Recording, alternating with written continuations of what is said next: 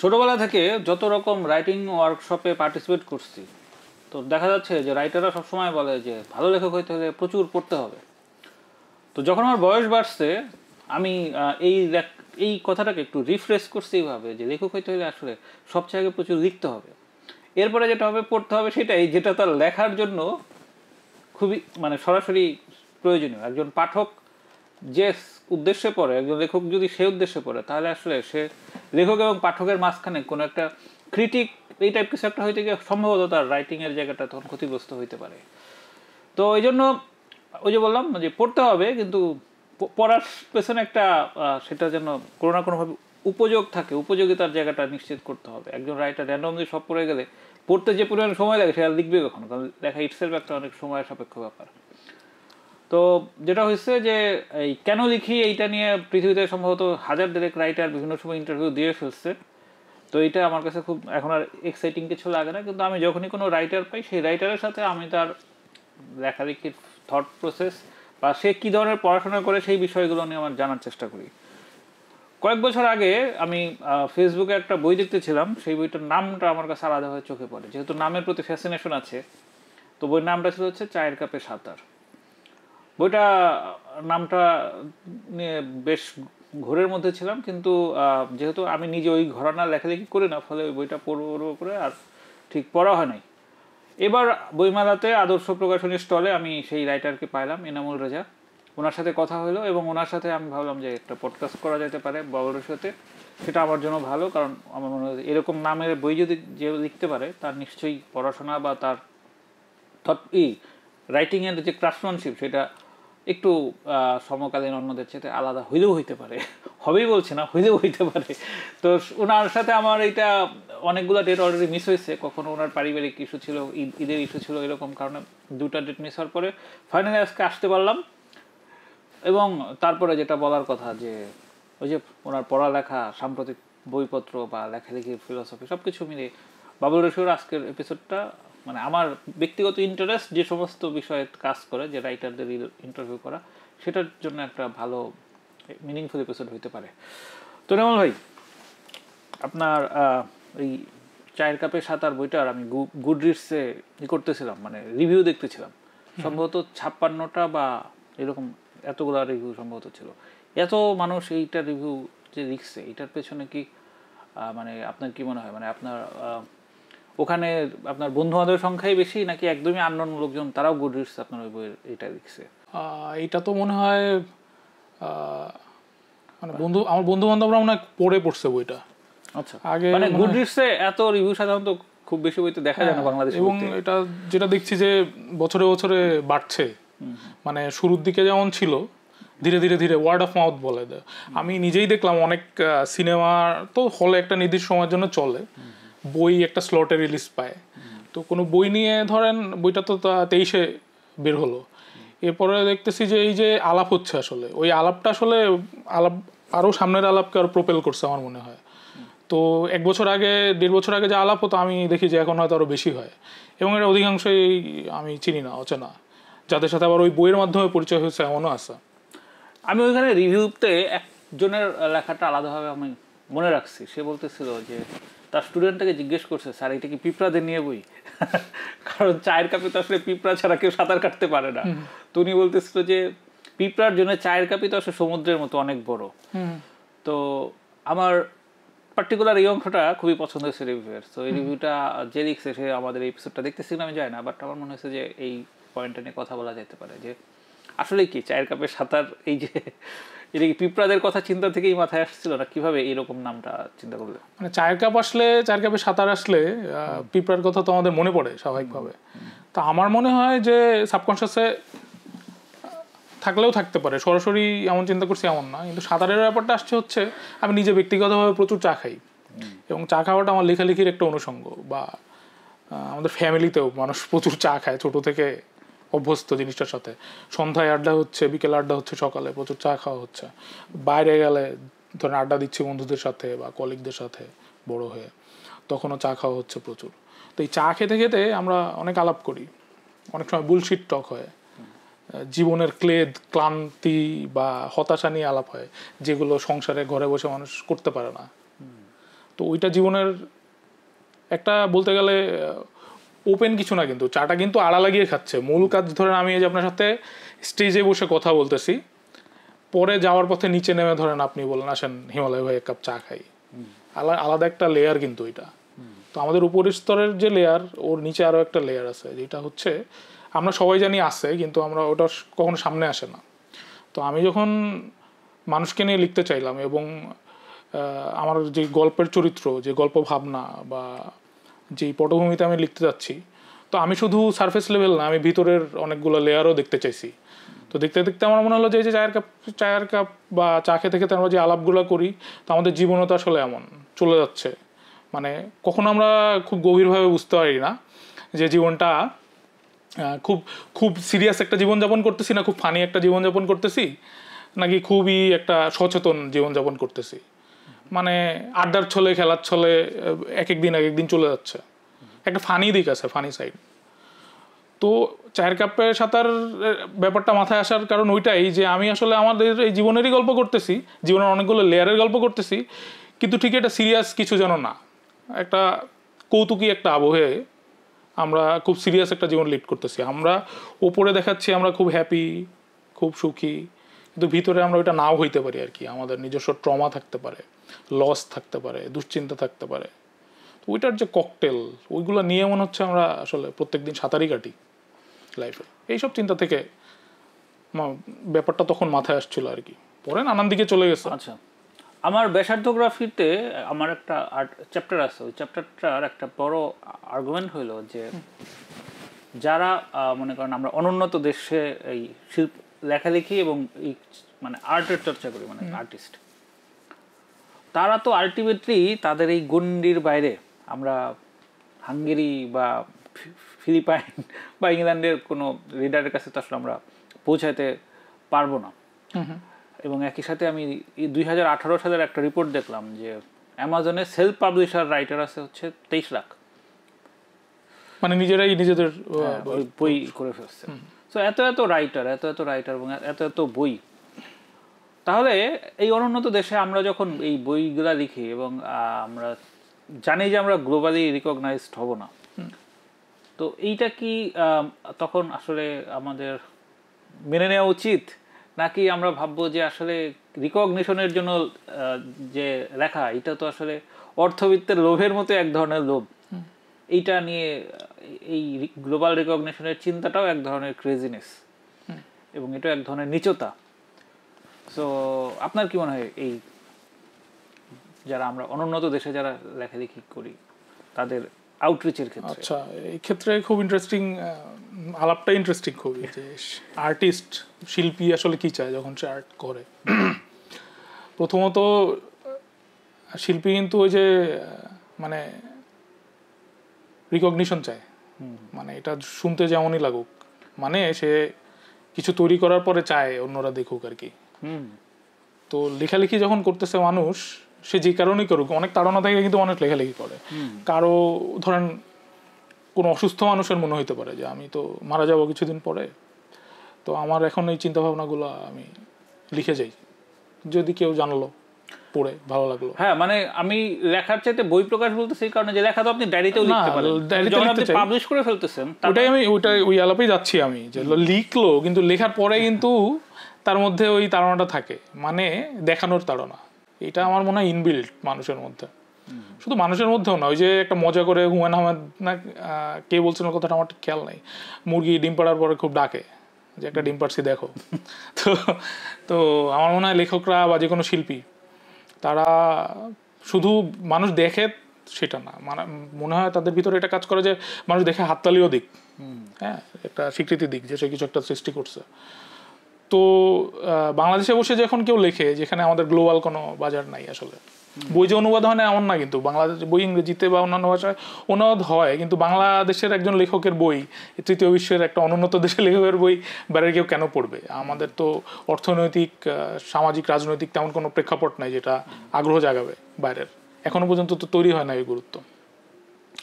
তো আপনি যেটা জানতে চাচ্ছেন, গ্লোবালি তো যাবে না।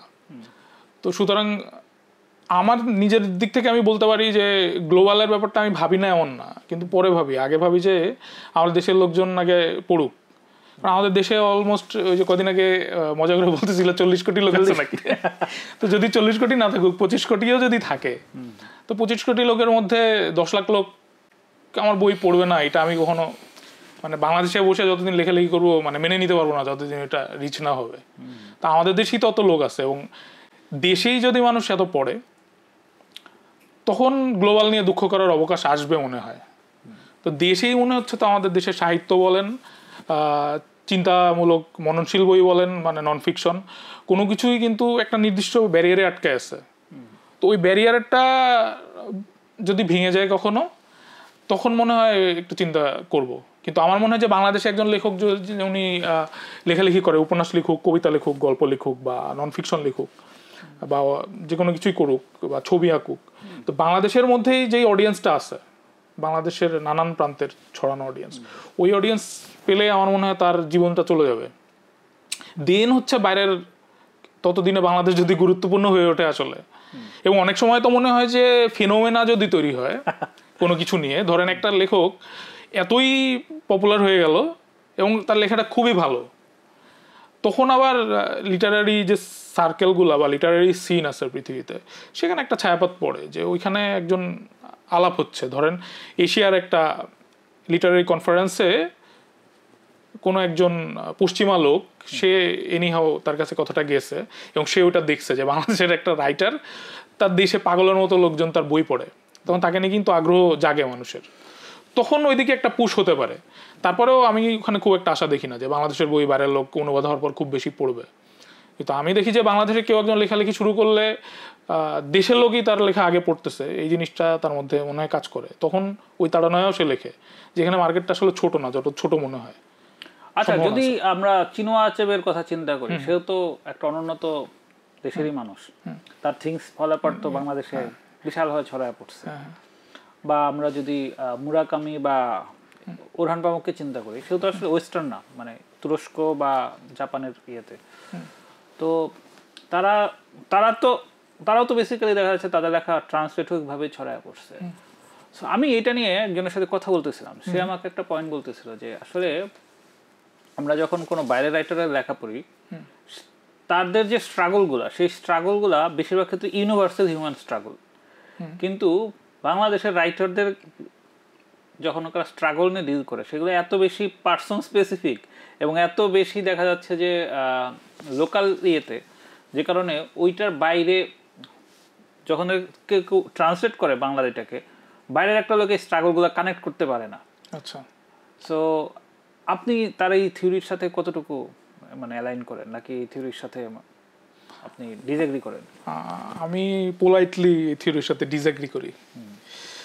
গ্লোবাল নোভেল বলে একটা ধারণা আছে, মানে আপনার জানার কথা, বা ধরেন মুরাকামিকে দিয়ে এবং হচ্ছে চিলের রবার্তো বোলানিওকে দিয়ে এই আইডিয়াটা প্রথমে হচ্ছে আমেরিকান একজন সমালোচক, আমার নামটা ওনার খেয়াল হচ্ছে না, উনি এই আইডিয়াটা প্রথম আনে যে গ্লোবাল নোভেল কি হয়, যে ধরেন জাপানের টোকিওর একটা ক্যাফেতে বসে একটা লোক হচ্ছে অ্যাডেলে শুনতেছে, বা হচ্ছে ব্রুনো মার্স শুনতেছে, এবং হচ্ছে ফিলিপ রথ পড়তেছে, বা সে কিন্তু জাপানেই বসে আছে কিন্তু সে হচ্ছে পশ্চিমা পৃথিবীতে বইয়ের মাধ্যমে চলে যাচ্ছে।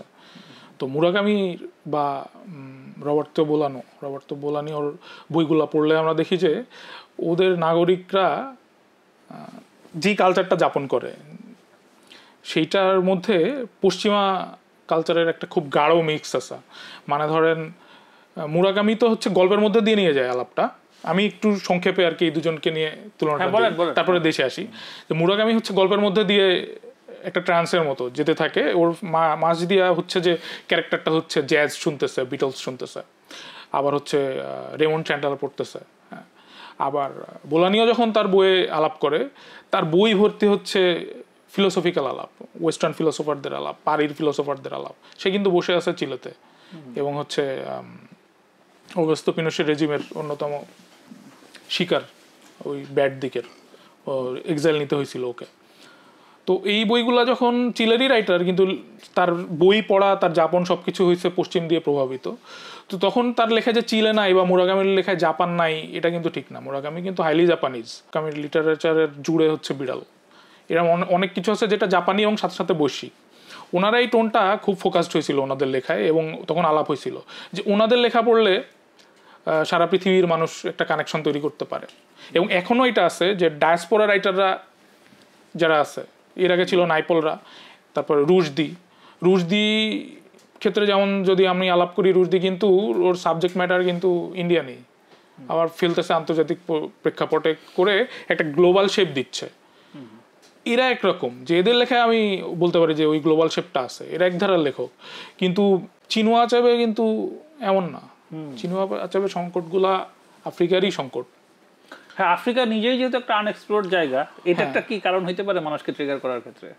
হতে পারে। আরেকটা বিষয় হচ্ছে যে চিনুয়া আচাবেরা ইংরেজিতেই লিখছিল প্রথমে।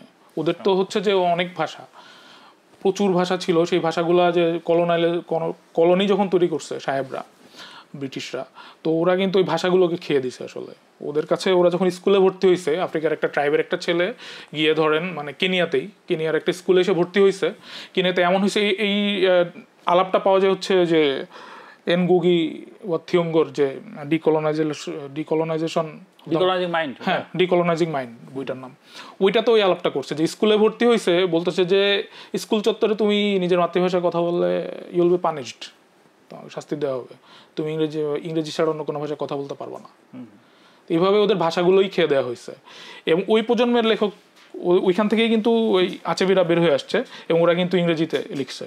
তো ইংরেজিতে লিখলে যেটা হয়, ওখানে বসে লিখলে ওই বইটা বাইরের মার্কেটে সরাসরি একটা অ্যাক্সেস পেয়ে যায়। এবং আফ্রিকা যেহেতু একটা আনএক্সপ্লোরড প্লেসেস, তো ওইখানে আচেবিরা বাইরে একটা অ্যাক্সেস পেয়ে গেছিল। একইভাবে আপনি যেমন পামুকের কথা বললেন, পামুক কিন্তু খুবই টু মাচ টার্কিশ লেখক। ও হচ্ছে পশ্চিমা ব্যাপারগুলোর লেখায় আসছে কিন্তু পরিবেশের প্রভাব হিসেবে, মানে হচ্ছে বসফরাস পার হলেই তো আনাতোলিয়া বা গ্রিস, ইউরোপ আর মানে ওই যে ক্যাপিটাল অফ দ্য ওয়ার্ল্ড বলে বারবার ইয়েকে, কনস্টান্টিনোপল, এখন ইস্তাম্বুল, ওইটারই তো লেখক, ইস্তাম্বুলের ঐতিহ্যের লেখক। তো ইস্তাম্বুল তো ইউরোপ থেকে খুব বেশি দূরে না। তো তুরস্কের সংস্কৃতিটাই তৈরি হয়েছে হচ্ছে আধা ইউরোপিয়ান, আধা মধ্যপ্রাচ্য মুসলিমদের কালচার এবং পশ্চিমা অন্যান্য ধর্মের কালচার বা খ্রিস্টানদের কালচার মিক্সড ব্লেন্ড। তো পামুক যখন লিখতেছে, ওর লেখায় সরাসরিভাবে গ্রিক মিথ চলে আসতেছে, তখন মনে হবে যে খুব ইউরোপিয়ান, খুব গ্লোবাল। কিন্তু পামুকের ক্যারেক্টারগুলো সবই ইস্তাম্বুলের ক্যারেক্টার, লোকাল লেখা। আরও বলি, মার্কেজের লেখা যখন গুরুত্ব পাইলো, মার্কেজ তো টু মাচ লোকাল। মার্কেজের লেখা একেবারে লাতিন আমেরিকা, কলম্বিয়া নিজস্ব ইতিহাস সংস্কৃতি, একবার ঘরের, হ্যাঁ মানে মার্কেজ জঙ্গলি লেখা। মার্কেজের একটা ইন্টারভিউতে আমি পড়তেছিলাম, মার্কেজ বলতেছিল যে সে শুধুমাত্র তার ইয়েতে খালার জন্য লেখে, তারা তো চিন্তা ভাবনা থাকে না, মানে নিজেদের লেখা। হ্যাঁ হ্যাঁ। তো এই নিজেদের লেখাগুলা অন্যরা গুরুত্ব দেয় তখনই যখন আপনার ওই যে এই কথা, এই আলাপটা মনে হয় রিসেন্টলি আমি আরো কয়েকবার করছি, আবারও করি, যে ওই কান্ট্রির একটা ম্যাটার, মানে একটা গুরুত্বপূর্ণ ফ্যাক্টর, সেই দেশটা গ্লোবালি কতটা ইম্পর্টেন্ট, সেইখানে বসে আপনি লিখলে আপনি যাই লেখেন এমন অনেক লেখা আপনি পান। এবং ইভেন আব্দুল রাজ্জাক গুরনা যে নোবেল পাইল, ওনার বইগুলো তো হচ্ছে তো আপনার ওনার দেশেরই তানজানিয়ার গল্প। তানজানিয়া থেকে কেউ হয়তো ছুটে ছুটে বাইরে চলে যাচ্ছে মাঝে মধ্যে, বাট ওইখানেই ঘুরপাক খাচ্ছে ওরা, কিন্তু ওদের সাইগিও কিন্তু গ্লোবাল না, ওরা ওখানে লোকাল লোকই। এবং আমি যত দেখি যে অনুদিত সাহিত্য পশ্চিমা দেশগুলো যত গুরুত্ব পাইছে, যার যার লেখা, এগুলো খুব বেশি নিজেদের লেখা, ওই দেশের লেখা। মানে দুই একটা এক্সাম্পল বাদে মুরাকামিকে আপনি বলতে পারেন যে ওই যে গ্লোবাল লেভেল কনসেপ্টের কিছুটা ধারক। যদি আমরা যদি এইভাবে দেখি যে সে তার লোকাল কোন একটা ক্রাইসিসকেই বা কোন একটা পলিটিক্যাল আসপেক্টকেই সে লিখছে, যেটা হয়তো মানে আলটিমেটলি এইটাও তো একটা এক ধরনের পলিটিক্যাল একটা ইন্টারেস্ট সার্ভ করে, যেটা হয়তো সে পলিটিক্যাল ইন্টারেস্ট সার্ভ করছে বলে তাকে হয়তো সে পিক করছে। তো আমাদের যারা মূলত ফিকশন লেখে, মানে আমাদের ফিকশন রাইটারদের এই এখনকার যে রাইটিং, এই রাইটিংয়ে কি তাহলে সেই রকম কোনো মানে পারপাস ফুলফিল করার মতো, কোনো পলিটিক্যাল পারপাস ফুলফিল করার মতো সেরকম কোনো এলিমেন্টকে আমাদের এখনকার রাইটাররা খুঁজে পাচ্ছে না, নাকি মানে এই ব্যাপারে আমি আপনি তো শ্যামলীকে চিনেন, মেলার সময় সামনে একটা কথা বলতেছিল যে বাংলাদেশের রাইটারদের নষ্ট করছে হচ্ছে ম্যাজিক রিয়েলিজম আর সারিয়ালিজম। এরা সব কিছুর মধ্যে ঘুরে ফিরে ম্যাজিক রিয়েলিজম সারিয়ালিজম ট্রাই করতে করতে এদের লেখার মধ্যে আর আলাদা করে কিছু খুঁজে পাওয়া যাচ্ছে না। তো মানে আসলেই কি আমাদের এই ফিকশন রাইটারদের মধ্যে এখন এই বৈকল্য বা এই ধরনের একটা ব্যাধি তৈরি হচ্ছে যে মানে তারা ওই বিগার স্কেলে বিগার কোনো কনটেক্সট থেকে তারা আসলে ওই এগুলো করতে পারতেছে না? এখানে আমি বলবো যে এখনকার লেখক কেন, মানে মুক্তিযুদ্ধ নিয়ে একটা গ্র্যান্ড নোভেল কি আমাদের আছে? হ্যাঁ সত্যি কথা, এখনো হতাশা রয়ে গেছে না। যেহেতু আপনি আমি এখানকার লেখক সেই সে এখন বলো আপনি আমি পিছন থেকে শুরু করতে না পিছন থেকে শুরু করি না, একটা তো কথা বললাম আর কি। মুক্তিযুদ্ধ নিয়ে অনেক ভালো ভালো ছোট গল্প আছে, মাস্টারপিস গল্প, উপন্যাসও আছে ছোট ছোট, বাট খুব একটা একটা যেটাকে আমি বলবো যে একেবারে গ্লোবাল স্ট্যান্ডার্ডে মারাত্মক গ্র্যান্ড কাজ অনেক তো হয় নাই। আমাদের লেখকদের ছোট লেখায় হাত ভালো। উপন্যাসের যে ব্যাপারটা, আমি মনে হয় যে আমাদের লেখকদের সমস্যা এটা না যে তারা বাইরের টেকনিক বা ওই যে ম্যাজিক রিয়েলিজম বলেন, ফ্যান্টাসি বলেন বা সারিয়ালিজম নিয়ে আসতেছে লেখায়, এইটা মূল সমস্যা আমি মনে করি না।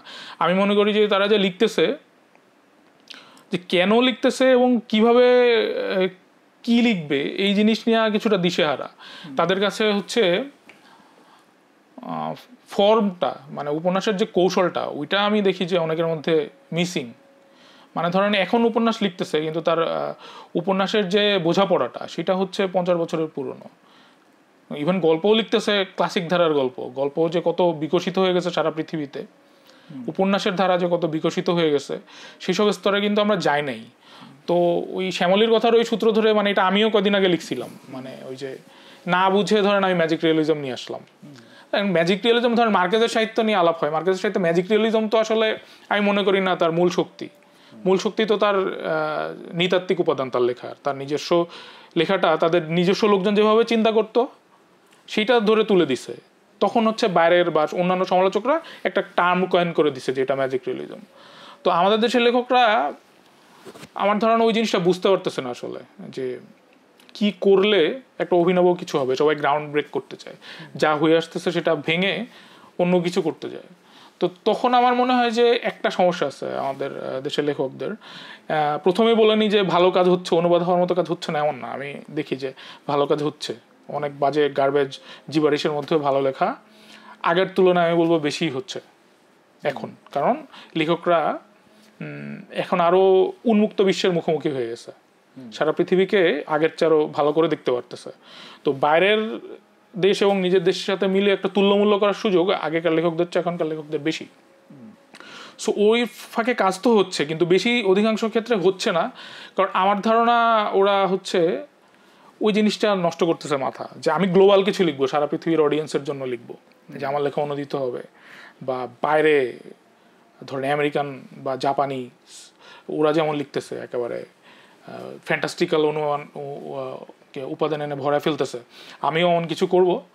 কিন্তু আসলে কাদের জন্য করব? আমার ধারণা টার্গেট অডিয়েন্স ঠিক করতে পারে না। টার্গেট অডিয়েন্স ঠিক করতে পারে না বলেই চারদিকে তাকায় না। মানে ধরেন আমি যে বাংলাদেশে বসে লিখবো, আমি তো আমার বাংলাদেশের মানুষের জীবনটাই আগে লিখবো। টু মাচ লোকাল হইতে হবে আমাকে, আমার চারপাশে তাকাইতে হবে। অ্যাজ এ ফিকশন রাইটার আমার মনে হয় যে গল্প লেখক বা উপন্যাসিকের শক্তি হচ্ছে তার মাটি। আপনি যদি ডায়াসপোরা তৈরি করে ফেলেন বা বাংলাদেশ থেকে অন্য কোনো দেশে বসে বাংলাদেশ নিয়ে লিখতে থাকেন, অন্য একটা সংকট তৈরি হয়, যেটাকে আমরা বারবার ডায়াসপোরা বলি। বাট যে লোক দেশেই আছে তার গ্লোবাল হওয়ার মূল সূত্র হচ্ছে তার আগে আঞ্চলিক হইতে হয়। আমি মনে করি নিজের লেখাটাকে লিখতে হয়। তা আমি মনে হয় যে এই নিজেদের দেশের মানুষ, আমাদের দেশের কত শ্রেণীর মানুষ আছে, একটু আগে আমরা আলাপ করতেছিলাম, কত ধর্ম মত চিন্তাভাবনার বিচিত্র সব মানুষ আছে। এরা আসলে কেমনে চিন্তা করে, তারা কোন ভাষায় চিন্তা করে, তারা মুখে এক ধরনের কথা বলে, মনে এক রকমের চিন্তা করে, পরিবারের লোকের সাথে এক ধরনের কথা বলে, আবার অফিসে যাচ্ছে একরকম কথা বলতেছে। ওরা আবার যখন ভার্সিটিতে পড়ছে আরেকটা সার্কেল ছিল, সেখানে আরেক রকম জীবনযাপন করতো। তো এই জীবনযাপনগুলো তারা কিভাবে করছে, তাদের অন্ধবিশ্বাস, তাদের ধর্মবিশ্বাস, তাদের প্রগতিশীলতা, এই জিনিসগুলো তো বাইরের মতো হবে না। আমাদের দেশের, আমাদের পরিবেশ, আমাদের আর্থসামাজিক অবস্থাই ঠিক করে দেয়। ওই জিনিসটা আসলে কেমন, ওই যে চিন্তার ভাষাটা, ওদের যে যাপনের ভাষাটা, ওইটা যখন আমি ধরতে পারবো আমার লেখাটা তখন আমি বুঝবো আসলে ন্যাচারালি আমার ওখানে ফ্যান্টাস্টিকের উপাদান আসতেছে কিভাবে আসতেছে আসলে, যে ওখানে মানুষ উড়ে যাচ্ছে না মানুষকে উড়াই দেওয়া হচ্ছে, বা কোন কৌশল আমি ব্যবহার করব, কৌশলগুলো আমার মনে হয় আমার ওই পটভূমি আমার ওই গল্প আমাকে ন্যাচারালি দিয়ে দিবে।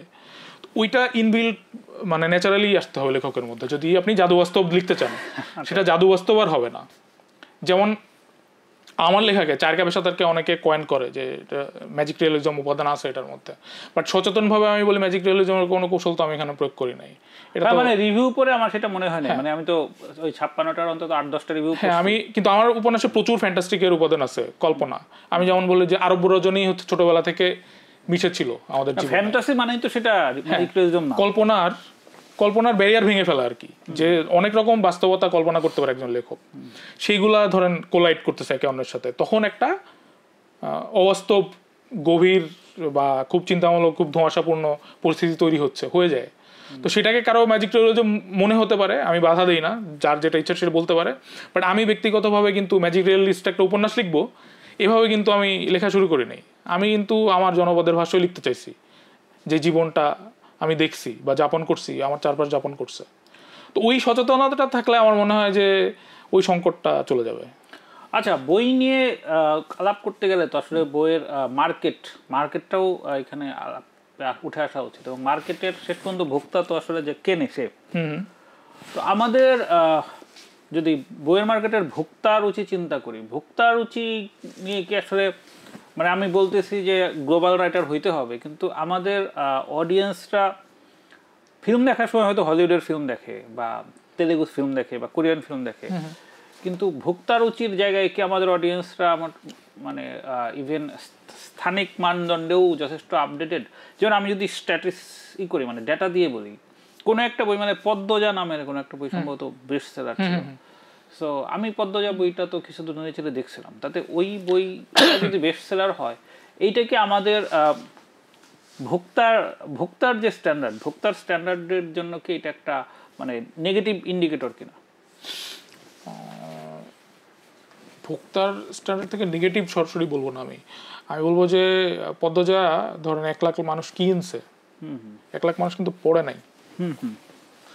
কিংবা বলবো যে অমন ধরেন শাকিব খানের এখন ধরেন তামিল বা বলিউড স্টাইলে কমার্শিয়াল ছবি বানাচ্ছে, এক সময় কিন্তু ও হচ্ছে ভোজপুরি স্টাইলেও বানাইছে ছবি, সেগুলো তো দেখছে ওরা, ওই দর্শক এখন আবার এই ছবিও দেখতেছে। তো দর্শকে আমার সমস্যা নেই, আমি মনে করি দর্শক হচ্ছে নিজের কথা শুনতে চায় বা পাঠকরা নিজের কথা পড়তে চায়। তো একজন ভালো লেখক আমার ধারণা কোন ভাষায় কমিউনিকেট করলে মানুষ শুনবে সেটা খুঁজে পায়। তো সেটা যদি কেউ খুঁজে পায়, আমি মনে করি তার বই পদ্মজার একটা পপ ধারা, মানে ধরেন ফেসবুকে দীর্ঘদিন সোশ্যাল মিডিয়ায় ভাইরাল কন্টেন্ট যেভাবে চলে ওভাবে চলছিল, একটা ফেনোমেননের মতো। আবার সব দেশেই কিন্তু এমন একটা থাকে, যেমন ইউএসএতে কোলিন হুভার আছে, যার লেখা হচ্ছে মেয়েরা বেশি পড়ে। আমাদের দেশেও কিন্তু এমন আছে অনেক, আমি লেখকের সরাসরি আর নাম নিচ্ছি না, অনেক নারী রাইটার মানে নারী লেখক আছেন যাদের লেখা প্রচুর বিক্রি হয়। সেটা একটা ধারা, পপ ধারা। সেটা নিয়ে খুব একটা দুশ্চিন্তার কিছু নাই, ওটা কিন্তু একটা মানি মেকিং ফ্লো। এবং ওই ফ্লোতে আমি বলি যে ধরেন তলস্তয় এসে যদি লিখতো, তলস্তয় নিজের ফ্লো তৈরি হতো, ওই ফ্লোটা তলস্তয়ের জন্য না। বা ওই লেখকদের ওরা যে সারা জীবন পদ্মজা পড়ে যাবে এমন না, ওদের মধ্যে কেউ কেউ হচ্ছে ঘুরে আসবে, না নেগেটিভ কিছু না। না না, আমি এই আলাপটাতে এই কারণে কনভিন্স না যে আপনি যেটা পাল্প ফিকশন সারা পৃথিবীতেই থাকে, কিন্তু এমনি ফিকশনের বইও তো বিক্রি হয়। হ্যাঁ হয়তো, তাই না? মানে আপনি স্টিফেন কিং যেরকম বিক্রি হয়, অন্য কিন্তু বিক্রি হয়। কিন্তু আমার প্রশ্নটা হচ্ছে পদ্মজা বিক্রি হলো 50,000 বা 1 লাখ, যেটাই আমি যদি এর কথা চিন্তা করি, মানে এখন ফিকশন যারা লিখতেছে লাইক আপনার 4 কাপে সাঁতার তো নিশ্চয়ই 20,000 বিক্রি হয় নাই না। তো আমার প্রশ্নটা হচ্ছে ওখানে ওইটা নিয়ে আমি পড়ে আসছি। হ্যাঁ, এই জন্য বলতেছি যে আমি যখন বেনিফিট অফ ডাউট দিচ্ছি যে না ঠিক আছে এরা পদ্মজা পড়তেছে, বা দেখা যাচ্ছে যে কাশিম বিন আবু বকরের তো ফুটন্ত গোলাপ বোধহয়, লাল গোলাপ বা ফুটন্ত গোলাপ, এটা বোধহয় 2 লাখ কপি বিক্রি হয়েছিল। তো এই বইগুলা হচ্ছে এইটা বিক্রি হইতেছে, কিন্তু এইটার সাথে সাথে অন্য ফিকশন যেটা, সেটাও যদি সিগনিফিকেন্ট ওরকম বিক্রি হইতো, তাহলে এইটার মধ্যে আমি এই ইকোসিস্টেমটাকে একটা ভারসাম্যপূর্ণ বলতাম, কিন্তু এইখানে তো সেই ভারসাম্যটা দেখা যাচ্ছে না। তো তাহলে এদের এই ভোক্তাকে যদি আমি জাস্ট ভোক্তা রুচি বা ভোক্তা স্বাধীনতার জায়গায় বেনিফিট অফ ডাউট দিই, সেইটা কি আসলে এক ধরনের আত্মপ্রবঞ্চনা কিনা বা নিজেকে প্রবোধ দেওয়ার মতো ব্যাপার কিনা? আত্মপ্রবঞ্চনা বলবো না, এখানে মনে হয় আমারও আরো কিছু বলার আছে 2 লাইন।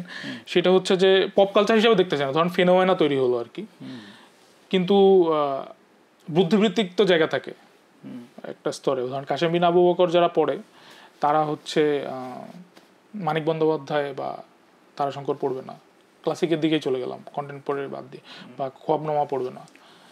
তো ভালো বইগুলা বা আমরা যেগুলো ভালো বই বলি, বা যেটা ভালো বইও না, ধরেন যেগুলো একটু বুদ্ধিবৃত্তিক ভাবে ডিমান্ডিং বই, সমাজে ওই শ্রেণীর মানুষও তো কম।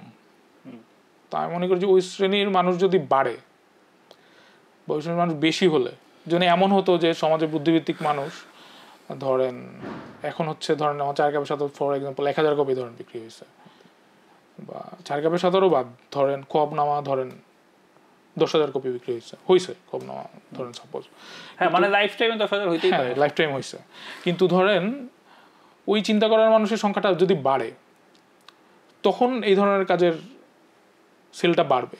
আমি মনে করি এখানে দেশে একটা জ্ঞানের যে জগৎ, চিন্তার যে জগৎ, ওইখানে একটা অসম বিকাশ আছে বাংলাদেশের মতো কান্ট্রিতে। মানে ইন্ডিয়ায় কিন্তু অরুন্ধতী রায় লাখ লাখ কপি বিক্রি হয়, মানে তার মানে কি ইন্ডিয়ার হচ্ছে 100 কোটি মানুষ, ঠিক আছে, কিন্তু ওদের বুদ্ধিবৃত্তিক একটা জনপদ তৈরি হয়েছে। আমি মনে করি যে আমাদের দেশে এই জায়গাটায় আমরা পিছিয়ে আছি। আমাদের দেশে বুদ্ধিবৃত্তিক জনপদ বা ওই চিন্তার হাইট, ওই জিনিসটা লেকে যাচ্ছে। শ্যালো চিন্তার মানুষজনই বেশি। এমন আমি অক্ষর জ্ঞানহীন, পড়ালেখা ইনস্টিটিউশনাল সুযোগ সুবিধা না এমন না। আপনি বিশ্ববিদ্যালয়ে পড়া মানুষজনের সাথে কথা বলেন, হ্যাঁ হ্যাঁ, বললে দেখবেন যে তাদের যেহেতু আমি চিন্তার ইন্টারভিউ করি, আমি তো এটা আমার সমালোচনা না, এটা আমার অবজারভেশন। এটাকে আপনি অবজারভেশন বলে ডিসকভারও বলতে পারেন। হ্যাঁ হ্যাঁ, তো ওই জায়গাটা তো নাই। তো বাংলাদেশে আমরা অ্যাকচুয়ালি জীবদ্দশায় পাবো কি না, মানে আপনি কেন লেখেন, চিন্তায় ডিসিপ্লিন আপনি কেন কাজ করতেছেন, আমি কেন কাজ করতেছি, যে মানুষ যেন আরেকটু চিন্তা করতে শিখে। আমি যেহেতু ফিকশন লিখি না, ফলে আমি এটা জানি যে আমার বেশি বিক্রি হবে না, নন ফিকশন ওইরকম বিক্রি হয় না। কিন্তু তারপরেও যে চিন্তা নন ফিকশন সারা পৃথিবীতেই ধরেন তাও পাঠক আছে, নন ফিকশনেরও অনেক পাঠক আছে, এটা বলে লাভ নাই। হ্যাঁ মানে এই জন্য এই রেসে আমি নিজেকে ইনভলভ করতে, কিন্তু আমি ফিকশনের এটাতে থাকি। ফিকশনেও তো আপনার ধরেন ভালো ফিকশন তো শুধু বিনোদন দেয় না, চিন্তা করতে শিখায়, প্রশ্ন করতে শিখায়, যে প্রশ্নগুলো মানুষ করতে পারে না। একটা ভালো ফিকশন, মানে আমি ব্যক্তিগতভাবে যে প্রশ্ন অ্যাজ আ রিডার করতে পারি না, একটা ভালো ফিকশন সমাজ নিয়ে, দেশের মানুষ নিয়ে ওই প্রশ্নগুলো আমার মধ্যে জায়গায় তুলতে পারে। একটা ভালো ফিকশনের কাজ এটা। তো ওই প্রশ্নগুলো বোঝার জন্য বা নিজে করার জন্য তো আমাকে বুদ্ধিভিত্তিকভাবে তৈরি হতে হবে। তো ওই জনসংখ্যার ওই অংশটা খুব পাতলা, থিন বা ন্যারো। ওইটা ব্রডার হলে আপনার যেই সেই ইকুইলিব্রিয়াম, যে পপ ফিকশন আছে কিন্তু আসলে ভালো বইও বিক্রি হয় অনেক, ওই জিনিসটা মানে হতো, কিন্তু ওইটা নাই। তো ওইটা তৈরি হচ্ছে। এবং আমি এখন বলি, আজ থেকে যদি 10 বছর আগে আমি 4 কাপের সাঁতার রিলিজ করতাম, তখন আমার মনে হতো যে 4 কাপের সাঁতার এই 10 বছর পরে বের হয়ে যে যত পর্যন্ত মানুষের কাছে রিচ করছে, হয়তো তার চেয়ে কম করতো। তার মানে আমি দেখতে পাচ্ছি যে আমার বইটা, আমি কিন্তু সহজ কোনো বই আমি ব্যক্তিগতভাবে বলি না, মানে এটার হচ্ছে যে ল্যাঙ্গুয়েজটা আমি চুজ করছি, মানে উপন্যাস তো তার ভাষা নিজে নিজে ঠিক করে, প্রত্যেকটা উপন্যাস লেখক হিসেবে আমি ওটা বিশ্বাস করি। তো আমি যেই ভাষাটা এটার জন্য ঠিক হয়েছে বা এই ভাষায় লিখবো ভাবলাম, একটা মিউজিক্যাল ল্যাঙ্গুয়েজ এবং অ্যাক্সেসিবল ল্যাঙ্গুয়েজ, এইটা এই কারণে নিলাম যে আমি কিছু কমপ্লেক্স বিষয়ে, চিন্তা ভাবনার, জীবন, রাজনীতি, ইতিহাসের কিছু কমপ্লেক্স বিষয়ে ডিল করব। এবং এটা হচ্ছে নন লিনিয়ার একটা কাজ হবে। এবং আমি হচ্ছে মাল্টিপল লেয়ার বিশিষ্ট, মানে অনেকগুলো লেয়ার নিয়ে কাজ করব জীবনের। তো কাজটা একটা কমপ্লেক্স কাজ হবে। এবং আমি দেখলাম এটার লেখালেখির প্রক্রিয়াটাও খুব দীর্ঘ ছিল এই কারণেই, যে আমি এক পর্যায়ে গিয়ে আর ধাঁধার মতো হয়ে গেছিল, মিলাইতে পারতেছিলাম না বইটা, যে অনেক দিকে সুতো চলে গেছে, চিন্তা চলে গেছে, চরিত্রগুলো চলে গেছে, এগুলোকে এক জায়গায় নিয়ে একটা শেপ দেয়া আমার জন্য কঠিন হয়ে যাচ্ছিল কমপ্লেক্সিটির কারণেই। তো এই জটিল বইটা আমি অবাক হয়ে দেখলাম যে মানুষ ক্যাচ করে ফেলছে। মানে অ্যাটলিস্ট লিটারারি যে সাইকেল, যারা হচ্ছে শুধু বাংলাদেশি বই পড়ে না, সারা পৃথিবীর ফিকশন পড়ে, তাদের কাছেও তারাও এই বইটা গ্রহণ করলো এবং এখনও আমি দেখতেছি যে 3 বছর হয়ে যাওয়ার পরে মানুষ এখনও পড়তেছে এবং পড়ে কিছু না কিছু লিখতেছে, মানে তাকে ভাবাইতেছে বইটা। তো আমি এখনও স্টিল অবাক হই, কারণ এত প্রত্যাশা আমার বাংলাদেশি রিডার নিয়ে ছিল না সত্যি কথা। তো আমি দেখতেছি যে ওই যে বুদ্ধিবৃত্তিক যে জায়গাটা, ওইটা মানে থেমে নাই, স্থির অবস্থা নেই, বাড়তেছে, একটু হলেও বাড়তেছে। আচ্ছা, এই প্রসঙ্গে রকমারি সোহাগ ভাইয়ের একটা খুব বাজে রকম কুতর্ক আছে, সেটা আপনি রকমের একটা ইয়েতে মানে লাইভ প্রোগ্রামে ওই সম্ভবত সাহিত্য ইয়েতে, সেখানে উনি রবি ভাইকে বলতেছিলেন যে ভালো সাহিত্য খারাপ সাহিত্য এটা কে নির্ধারণ করবে। তো উনি ওই অন্য একটা বইয়ের ইয়েতে বলতেছিল। তো এই যে আপনি বলতেছেন যে মানিক বন্দ্যোপাধ্যায়ের বই এটা হচ্ছে ভালো সাহিত্য, ভালো না মানে চিন্তার উপাদান আছে। এই ধরনের কুতর্ক গুলা তো আলটিমেটলি যখন চলে আসে তখন আসলে এই ধরনের কুতর্ক গুলাকে আসলে ডিল করারই বা উপায় কি, বা এই ধরনের আর্গুমেন্টেরও তো আসলে সোসাইটিতে আসে। তো এই ধরনের এবং খুব পুরনো প্রশ্ন আর কি, যে তুমি ভালো মন্দ বলার কে? আমি কিন্তু সরাসরি এর জন্য ভালো মন্দ বলি না।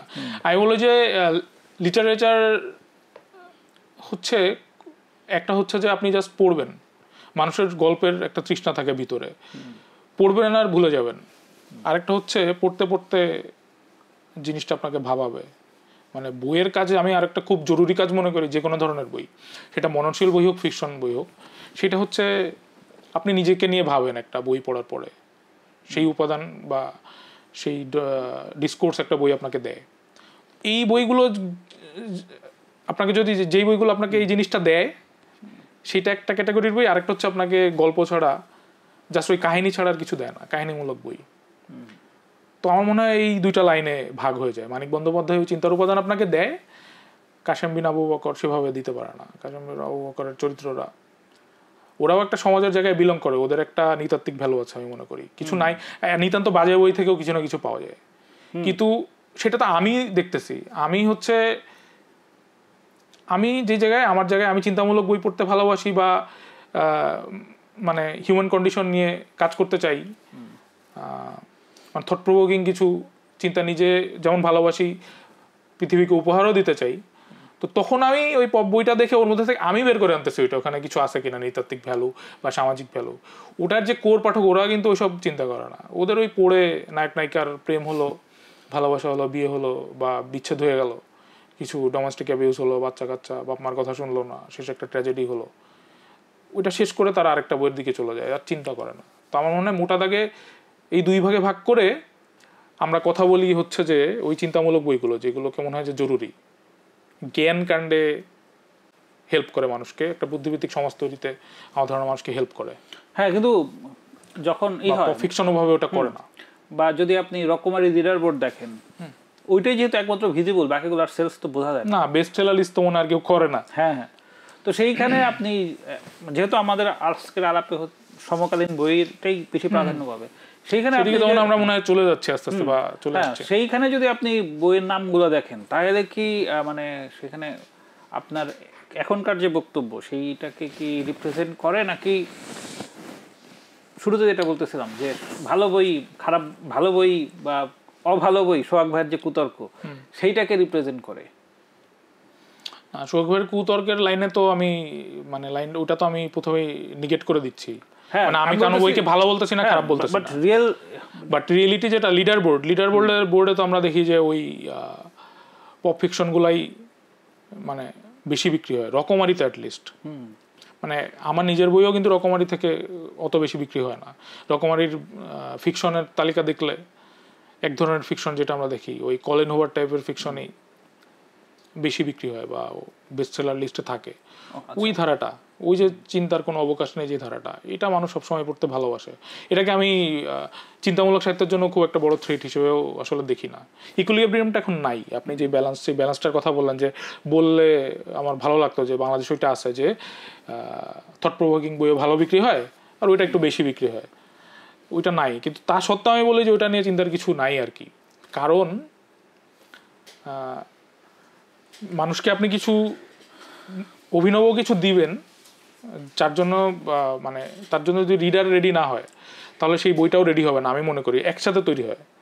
তো আপনি যখন ওইরকম গ্রাউন্ড ব্রেকিং কিছু লিখবেন, আমার মনে হয় যে লিখতে লিখতে জনসংখ্যার এক অংশ, পাঠকদের এক অংশ তৈরি হবে এটার জন্য হয়। হ্যাঁ, বাট ফিকশন যদি ভালো বিক্রি না হয় তাহলে আসলে আপনারা যারা ফিকশন লেখেন বা লিখতেছেন তাদের মোটিভেশনটা কি?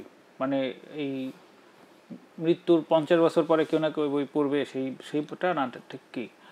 ইয়েতে এবার মানস চৌধুরীর একটা লেখা পড়তেছিলাম, সেখানে উনি বলতেছিল যে আসলে একটা বই তো আসলে কি হয়, একটা বইমেলার পরই তো আসলে অধিকাংশ বইয়ের কোনো খোঁজ থাকে না, তাহলে বই নিয়ে এত মাতামাতি করে লাভটা কি?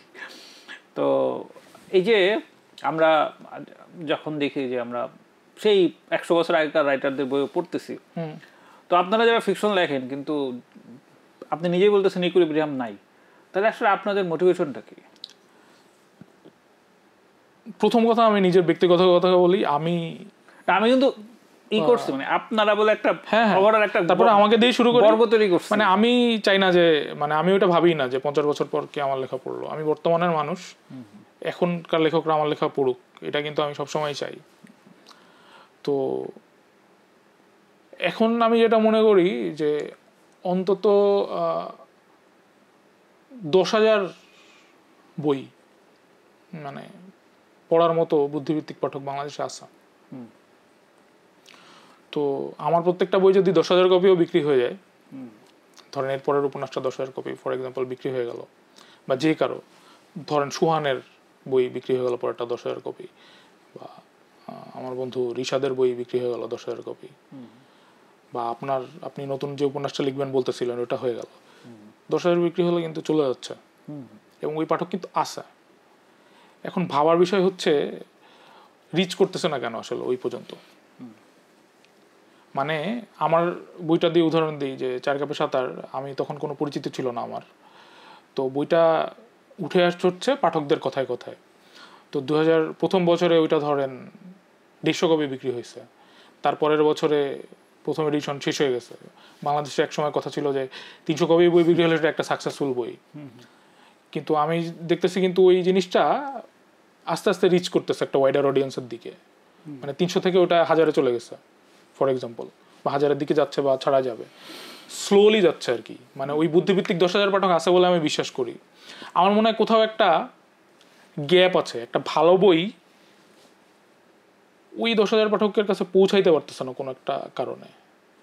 প্রকাশকদের এখানে ল্যাগ থাকতে পারে, আমাদের যে বইকেন্দ্রিক যে মিডিয়া বা সংস্কৃতিটা তৈরি হয়েছে এইখানে ড্রব্যাক আছে, টেনে ধরা আছে, বা এইটা এরা ভাবে না ওয়াইডার অডিয়েন্সের কাছে পৌঁছানো, মানে জানতেই পারতেছে না। মানে ধরেন আপনি একটা বই লিখছেন, সেটা খুবই দুর্দান্ত হয়েছে, আপনার পড়ে মনে হলো, আপনি লিখলেন, কিন্তু আপনার নেটওয়ার্ক নেই আর কি, বা আপনি ওভাবে চিন্তা করলেন না, ইভেন প্রকাশকও ভাবলো না যে এটা আমি একটু ঢাকঢোল পিটাই, এটা অনেক ভালো কিছু হয়েছে আরও জানাই। এমন অনেক ব্যাপার আছে আর কি, যে মানুষ আলাপ করতেছে, পড়তেছে, ওই 10,000 পাঠকই ধরেন বইটা পড়লো, কিন্তু পড়লো হচ্ছে 5 বছর 7 বছর ধরে, কিন্তু ওইটা এক বইমেলাতেই সম্ভব, কোনো না কোনোভাবে ওইটা হচ্ছে না। ওই জায়গাটা একটা মিসিং লিঙ্ক আছে আমার ধারণা।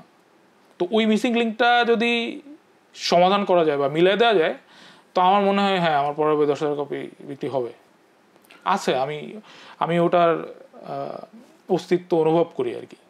যেহেতু আমি দুজনেই সমকালীন লেখক, আমি দেখছি যে আমার সাথে সব ধরনের মানুষের ঘনিষ্ঠতা থাকলেও আমার সার্কেলে লেখকের সংখ্যা খুবই কম, মানে যারা এখন লিখতেছে। ফলে আমি তারপরেও সমকালীন যারা ফিকশন টিকশন লেখে সবারই অন্তত একটা করে বই আমি পড়ার চেষ্টা করছি। বাট আপনি যেহেতু এই লাইনেই আছেন এবং আপনার মোটামুটি কানেকশন ভালো, তো এখনকার যে ফিকশনগুলো হইতেছে দেখা হচ্ছে বাংলাদেশে, এখনকার ফিকশনের আসলে এটা কি, মানে কি যদি আমি বলি যে যদি ইনভেস্টমেন্ট পিস যেরকম রেডি করে, তো আমি যদি এখন করতে চাই যে এখনকার ফিকশনের সম্পর্কে একটা সেলস পিচ রেডি করার জন্য, তো সেইখানে এখনকার ফিকশনের আসলে ইটা কি, মানে ইউএসপিটা কি? এখনকার ফিকশনে 2টা ধারার খুব প্রাবল্য দেখি আমি। সেটা হচ্ছে যে থ্রিলার সাসপেন্স একটা ধারা, আর আরেকটা হচ্ছে স্পেকুলেটিভ ফিকশনের একটা চিন্তাভাবনা মানুষের মধ্যে দেখছি, যে বিভিন্ন ধরনের চড়া মিলায় ব্লেন্ড করে একটা কিছু করার চেষ্টা করা। সাম্প্রতিক যে লেখাগুলো মাঝ দিয়ে গেছি বা সামনে আসতেছে এখনকার লেখকরা যেভাবে লিখতেছে আর কি, এটা দেখি যে থ্রিলার লেখে, থ্রিলারের একটা বড় বাজার আছে। তো তার সাথে সাথেই অনেকে ওইটা ভেঙে, মানে ধরেন ওই বইয়ের মধ্যেই রহস্যের উপাদানও আছে, সাসপেন্সও আছে, সাথে কিছু দার্শনিক চিন্তাভাবনা ব্লেন্ড করে দিল, কিছু সোশ্যাল কমেন্টারি করে দিল চরিত্রগুলোর মধ্যে দিয়ে, এরকম একটা ব্যাপার আছে। কিন্তু এটার যে মোটা অংশটা এই ধারা সাম্প্রতিক সাহিত্যের, আমার যতদূর পড়ার সুযোগ হয়েছে, আমি বলবো যে মোটা অংশটা ওই যে কনসেপ্ট, যে থ্রিলার একটা রহস্য কাহিনী এবং আবার হচ্ছে স্পেকুলেটিভ ফিকশন, কনসেপ্টেই আটকে আছে। খুব ডিপার কোনো চিন্তাভাবনার দিকে আমার মনে হয় না লেখকরা এখন যেতে পারতেছে। এক ধরনের অস্থিরতা সাম্প্রতিক লেখকদের মধ্যে আছে। আমার সাথে গত বছর একটা ছেলের দেখা করতে আসছিল, ওকে আমি একটা করছিলাম, টাস্ক দিছিলাম যে ও একটা থ্রিলার লিখবে, যে থ্রিলারে আসলে কোনো খুন থাকবে না। যদি সে করতে পারে তাহলে ওর ওই থ্রিলারটা আমি পাবলিশ করে দিব। আচ্ছা, তো সেই ছেলেটা আমি এখন আর খুঁজে পাই নাই। তো বাংলাদেশের থ্রিলারে কোনো না কোনোভাবে এই খুন ছাড়া কেন বাংলাদেশের থ্রিলারগুলো লেখা হয় না, মানে এটার কারণ কি আসলে? এটা তো একটা প্রশ্নের বিষয়। এটা আমার ধারণা যে আর যে কোনো সাহিত্যের আর যে কোনো শাখার মতো থ্রিলার নিয়েও আমার ধারণা আমাদের দেশের লেখকরা পর্যাপ্ত রিসার্চ করার সুযোগ পায় না। একটা ট্রেনের মধ্যে যেন আছে, ট্রেনটা যাচ্ছে, প্রত্যেকটা বইমেলা হচ্ছে, প্রত্যেকটা স্টপ, ভক্তরা অপেক্ষা করে আছে, ওইখানে একটা বই নামায় দিতে হবে, এমন একটা চাপ মনে হয় থাকে। থ্রিলার লেখক মানেই, মানে লিটারারি থ্রিলার তো আর অমন হয় না, পপ থ্রিলারই, পপ বই। তো পপ বইয়ের ভক্তরাও থাকে, ভক্তদের চাপ একটা বিষয়, ওইগুলো মাথায় রেখে বই নামাতে থাকে। তো থ্রিলার সাহিত্যের তো একটা সীমাবদ্ধতাও আছে, ছকে বেঁধে লিখতে হয়। তো এই ছকটা আর ভাঙা হয় না আর কি। তো তখন ওই একটা খুন থাকবে, একজন তদন্ত করবে, সুপার হিউম্যানের মতো সব সমাধান করে দিবে, ওই ট্রোপের বাইরে খুব কমই লেখা হয়। স্কোপ কিন্তু আছে এখন, ওই যে আমি বললাম একটু ভেঙে যদি আপনি স্পেকুলেটিভ ফিকশনের দিকে চলে যান, পুরনো আমাদের উদাহরণও তো আছে, যেমন ধরেন গোলাপের নামের মতো বইগুলো আছে, যে রহস্য কাহিনী ইটসেলফ রহস্য কাহিনীকেই মক করতেছে, সাথে জ্ঞানমূলক বই, জ্ঞানের সাথে মানুষের ক্ল্যাশ, যে জ্ঞানীদের কেন সবসময় হচ্ছে ক্ষমতাবানরা ভয়ের চোখে দেখছে এবং ধর্মকে ব্যবহার করে জ্ঞানকে আটকে রাখছে, যারা সেটা বের করতে চাইছে তাদের সাথে চার্চার এবং রাজাদের ক্ল্যাশ, এটা নিয়ে আলাপ করে আবার এগুলোই আবার কৌতুকের দৃষ্টিতে দেখছে। এভাবে কিন্তু রহস্য কাহিনী লেখা হয়েছে। তো বাংলাদেশের লেখকরা আমার ধারণা অধিকাংশেই এখন ওই স্টেরিওটাইপ ভাঙার ঝুঁকিটা খুব কমই নিতে পারছে। নিচ্ছে কিছু বই আছে, কেউ নিতে পারছে আমি মনে করি, কিন্তু অধিকাংশে বড় দাগে নিতে পারে নাই, আমরা একই জায়গায় ঘুরছে। আমরা যখন ছোট ছিলাম বা আমাদেরও জন্মের আগে যারা কিশোর ছিল তারা মাসুদ রানা পড়তো, তিন গোয়েন্দা পড়তো। আমরা যখন আরেকটু বড় হলাম, মানে কলেজের দিকে উঠছি বা আরেকটু পরে, তখন দেখলাম হ্যারি পটার খুব জনপ্রিয় হয়েছে। হ্যারি পটার অবশ্য বাংলাদেশি কোনো বই না, কিন্তু এটার অনুবাদ বাংলাদেশে আসছে। এখন যারা এই কিশোর, ওদের জন্য কি মানে আমাদের লোকজন কিছু লিখতেছে নাকি এখনো ওই মাসুদ রানা আর তিন গোয়েন্দা দিয়েই সেই ঘাটতি পূরণ করা হইতেছে? আমার ধারণা ওরা একটু হতভাগাই এই শ্রেণীটা। কিশোর সাহিত্য বলে যা হয়, স্কোপ থাকা সত্ত্বেও, মানে আমরা বলবো যে আমাদেরও কিছু দায় আছে, আমরাও হচ্ছে ছোটদের বা কিশোরদের জন্য কিছু লিখতেছি না, কিন্তু কিশোর সাহিত্য, শিশু সাহিত্য কিন্তু প্রচুর বের হচ্ছে। কিন্তু ওগুলো আমার মনে হয় যে চাবানো জিনিস, 50 বছর আগে যা হতো সেগুলাই ঘুরে ফিরে, হালকা অ্যাডভেঞ্চার, টোটাল অ্যাডভেঞ্চার, নতুন কিছু নাই। হ্যারি পটার টাইপের আর কি কিছু খুব কমই আছে। ওরা এখনও মনে হয় তিন গোয়েন্দা প্রচুর বিক্রি হয় এখনও, এবং মাসুদ রানাও প্রচুর বিক্রি হয়। এবং আমি তো বলবো যে আমাদের যে বাংলাদেশের থ্রিলার একটা ভালো শেপ নিতেও নিচ্ছে না, মানে দারুণ অভিনব সব আইডিয়া নিয়ে এখনকার লেখকরা লেখেন, কিন্তু কোনো একটা কারণে আমি অনেক ভালো ভালো বইয়ের ক্ষেত্রে দেখছি যে ঝুঁকিটা নিচ্ছেন না লেখক। তখন আবার মনে হচ্ছে যে আর হচ্ছে না কিছু, এর চেয়ে মাসুদ রানাই ভালো। তো মাসুদ রানারও এখন পাঠক, এখনও এই প্রজন্মেও প্রচুর পাঠক আছে যারা থ্রিলার পড়ে, মাসুদ রানা এখনও পড়ে। তো নতুন কিছু ক্ষেত্রে কম হচ্ছে তৈরি, যদিও স্কোপ আছে নতুন কিছু তৈরি হওয়ার। আচ্ছা, আর একটা জনরার দেখতেছিলাম, ওইটাকে ডকু ফিকশন না বায়োফিকশন বলবো, আমি ঠিক নামটা শিওর না, ওটা আপনি বলতে পারবেন। যেমন শাহাদুজ্জামান জীবন দাসকে নিয়ে দেখলেন একজন কমে লেবু, তার সোহানের একটা বই আছে ইয়ে কিনে, তাজউদ্দিন কিনে, সাক্ষী ছিল শিরস্থান। এই ধরনের যে বইগুলো, এই বইগুলোও তো দেখা যাচ্ছে ইদানিং লেখার ইতো রয়েছে, বা আমাদের রবি ভাই একটা লিখছে আমারে দেব না ভুলিতে কাজী নজরুল ইসলামকে নিয়ে। তো এই বইগুলো লেখার ক্ষেত্রে আসলে কি হয়, মানে একজন পরিচিত ব্যক্তিকে যখন লেখা হয় সেখানে তো আসলে দেখা যাচ্ছে লেখকের তখন আসলে কতটুকু স্বাধীনতা থাকে, এবং এক্ষেত্রে তো দেখা যাচ্ছে বিতর্কের সম্ভাবনাই বেশি থাকে। যেমন শাহাদুজ্জামান তো এই বই লিখে মনে হয় প্রশংসার চাইতে সমালোচনাই বেশি পাইছে। তো এই জনরাটা আসলে লেখার পেছনে আসলে লেখকের কি ভাবনা কাজ করে, মানে সে একটা নিজস্ব সেট আপ বা স্টোরি না করে একজন বিখ্যাত ব্যক্তিকে রিক্রিয়েট করে আসলে সে কি এস্টাবলিশ করতে চায়, মানে ব্যাপারটা কি কাজ করে এখানে? এখানে আমার ধারণা এই ধারাটা বাংলাদেশে পপুলার করার পিছনে শাহাদুজ্জামানেরই ভূমিকা সবচেয়ে বেশি ছিল। যে কর্নেল তাহেরকে নিয়ে যখন লিখলেন, এবং কর্নেল তাহের একটা ইন্টারেস্টিং ক্যারেক্টার ছিল বাংলাদেশের মানুষের সাইকিতে, কিন্তু ওনার বিষয়ে মানুষ তেমন কিছু জানতেন না। তো কাচার কর্নেল যখন বের হলো, শাহাদুজ্জামান লিখলেন এবং সেটা খুব জনপ্রিয়তা পেল। জনপ্রিয়তা বলতে মার কাটকাট জনপ্রিয়। হ্যাঁ, আমি অবশ্য 2012-তে ওনার যখন ইন্টারভিউ করছিলাম তখন আমি ওনাকে বলছিলাম যে এটা আসলে আপনার খুবই দুর্বল একটা কাজ। এইখানে আমি আসতেছি। তো ওই ধারাটা নিয়ে যেটা বললাম, আপনি এটা ভালো বলছেন কথা, ওই সূত্রে আমি বলি যে খুব যেহেতু জনপ্রিয় হয়ে গেল, আবার সুহানের ব্যাপারটা আমি জানি ব্যক্তিগতভাবে, তাজউদ্দিন ওর একটা লাইফ লং পছন্দের চরিত্র। তো ওর লেখালেখি শুরুই করলো হচ্ছে তাজউদ্দিনকে নিয়ে উপন্যাস দিয়ে, এবং তাজউদ্দিনকে নিয়ে ওই সাক্ষী ছিল শিরস্থান, সোহান রিজওয়ানের আর শাহাদুজ্জামানের যে কাচার কর্নেল, দুটার মধ্যে একটা হালকা পার্থক্য আছে ক্যারেক্টার নিয়ে লেখা হলেও। দুটো হচ্ছে সোহানেরটা পড়তে পড়তে বেশি ফিকশনাল আনন্দ পাওয়া যায়, চরিত্রগুলো অনেক সময় ফিল করা যায়, ফিকশনাল দিকটা বেশি ডকুমেন্টের চেয়ে। আবার শাহাদুজ্জামানের কাচার কর্নেল পড়তে গিয়ে ফিকশনের চেয়ে কখনো কখনো মনে হয় যে আসলে প্রতিবেদন পড়তেছি, ডকুর দিকে চলে যাচ্ছে বেশি। আমার কাছে এটা একটা পলিটিক্যাল ইশতেহার টাইপ মনে হয়েছে। ইশতেহারই, এটাও আসা যাবে পড়ে। কিন্তু শাহাদুজ্জামান পরে যেটা দেখাইছেন জীবনানন্দ নিয়ে উনি যেটা লিখলেন, সেটাও কিন্তু আসলে ঠিক ফিকশন আর ডকুর মাঝামাঝি। ওইটা নিয়ে এক সময় আলাপ হচ্ছিল যে উপন্যাস হয় নাই, কাহিনী হয় নাই। ওই আলাপে আমি যাই না, কারণ আমি ওয়ে ইন দ্য ওয়ার্ল্ড পড়ছি নাইপলের আরও অনেক আগে, যেটা হচ্ছে আপনার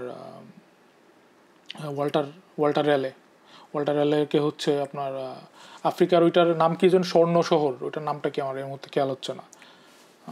জোহানেসবার্গ? না, ওই যে একটা শহর আছে যেটা শুধু সোনার, এটার নামটা আমার খেয়াল হচ্ছে না। যাই হোক, ওরকম একটা মিথ ছিল আর কি। এটা হচ্ছে 1800 শতকের দিকে। তো ওইরকম ইংল্যান্ড থেকে কমিশন করা একটা জাহাজ নিয়ে, তো ওই জাহাজ নিয়ে উনি হচ্ছে ওই মিথের পিছে পিছে ছোটে। মূল কাজ হচ্ছে যে উপনিবেশ গড়ে তোলা, যেতে যেতে যত দ্বীপ পড়বে ক্যারিবিয়ান ওইখানে ইয়ে করা। ওইখান থেকে উপনিবেশের হিস্ট্রি শুরু করে আপনার লাতিন আমেরিকার আরও কিছু দেশ নিয়ে, এবং সাথে সাথে একজন ক্যারিবিয়ান ছেলে ওই নাইপলি যেমন ইংল্যান্ডে গিয়ে নিজের লাইফ তৈরি করতেছে, এগুলা ব্লেন্ড করে ফিকশন, নন ফিকশন, প্রবন্ধ, ডায়েরি সব মিলায় এমন কিছু তৈরি করছে যেটা আসলে বলা হচ্ছে উপন্যাস, কিন্তু উপন্যাস নাও হতে পারে। উপন্যাস আর উপন্যাস নায়ের মাঝামাঝি কিছু একটা কাজ। তো শাহাদুজ্জামানের ওই জীবনানন্দকে নিয়ে বইটা পড়তে গিয়ে আমার অমনই মনে হয়েছিল, এর উপন্যাস না কোনো কিছু বলা যায় না, স্পেকুলেটিভ হয়ে যায় জিনিসটা। কিন্তু এই উপন্যাস ওই যে জনপ্রিয় হলো, কমলালেবুও কিন্তু দারুণ জনপ্রিয়, এবং সুহানের বইটাও দারুণ জনপ্রিয় হলো, কাচের কর্নেল। তো এরপরে মূলত এই প্রজেক্টটা, মানে এই ধারাটা প্রকাশকরা নিয়ে নিল, যেমন বই তো চলতেছে, লেখকরাও কেউ কেউ ভাবলো যে তাহলে প্রজেক্ট ভিত্তিক বই আরও লিখি, কোন একটা বিষয় নিয়ে লিখি, তাহলে হচ্ছে সহজে পাঠককে বলা যাবে এটা হচ্ছে কি বলে, এটা তাঁতিদের নিয়ে লেখা একটা উপন্যাস, বা এটা জীবনানন্দকে নিয়ে একটা উপন্যাস, বা এটা ভাষা আন্দোলন কেন্দ্রিক একটা উপন্যাস। এইটা করতে গিয়ে হচ্ছে কি বাণিজ্যিক একটা দিক যুক্ত হয়েছে এটার সাথে। তো তার ফলে লেখকরা লিখতেছে। এই ধরনের কাজের ক্ষেত্রে একটা সবচেয়ে বড় ফ্ল হচ্ছে, এক লেখক ঐতিহাসিক বিষয় নিয়ে বা কোনো বিষয়ভিত্তিক উপন্যাস লেখার বিপক্ষে আমি না। তো আমার মনে হয় যে ওখানে ওই ঐতিহাসিক বিষয়টার দিকে আমি যে লিখবো, অলরেডি যেসব ন্যারেটিভ প্রচলিত আছে ওইসবের বাইরেও আমি নতুন কোনো উপলব্ধিতে আসতে পারি কিনা ওই বিষয় নিয়ে, বা মানুষের সাথে শেয়ার করার আছে কিনা।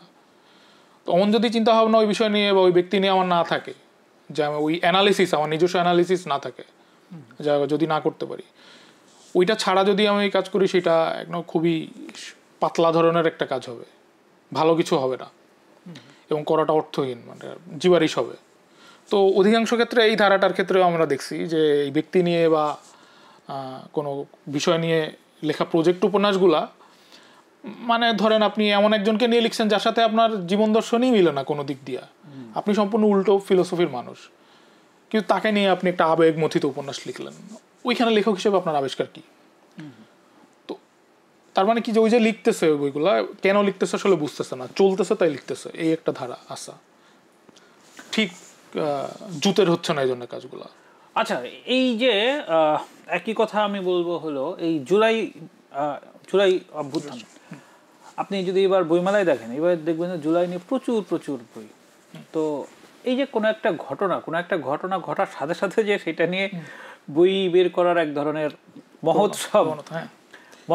তো এইটা আসলে আমাদের রাইটাররা কি বলে বিষয়টাকে লেখালেখির চাইতে এইটাকে এক ধরনের পদপদবি পাওয়ার ধরনের এক ধরনের চাকরি, মানে রাইটিং ব্যাপারটাকে এক ধরনের ক্লারিক্যাল জব হয়ে গেল। আদারওয়াইজ জুলাই বিপ্লব নিয়ে, জুলাই অভ্যুত্থান নিয়ে, আমি আপনার সাথে এখানে এগ্রি করবো, ইটস নট রেভলিউশন, না অভ্যুত্থান, মানে ওই শুনতে আমি সবসময় অভ্যুত্থানই বলি, আপরাইজিং বলা যায়।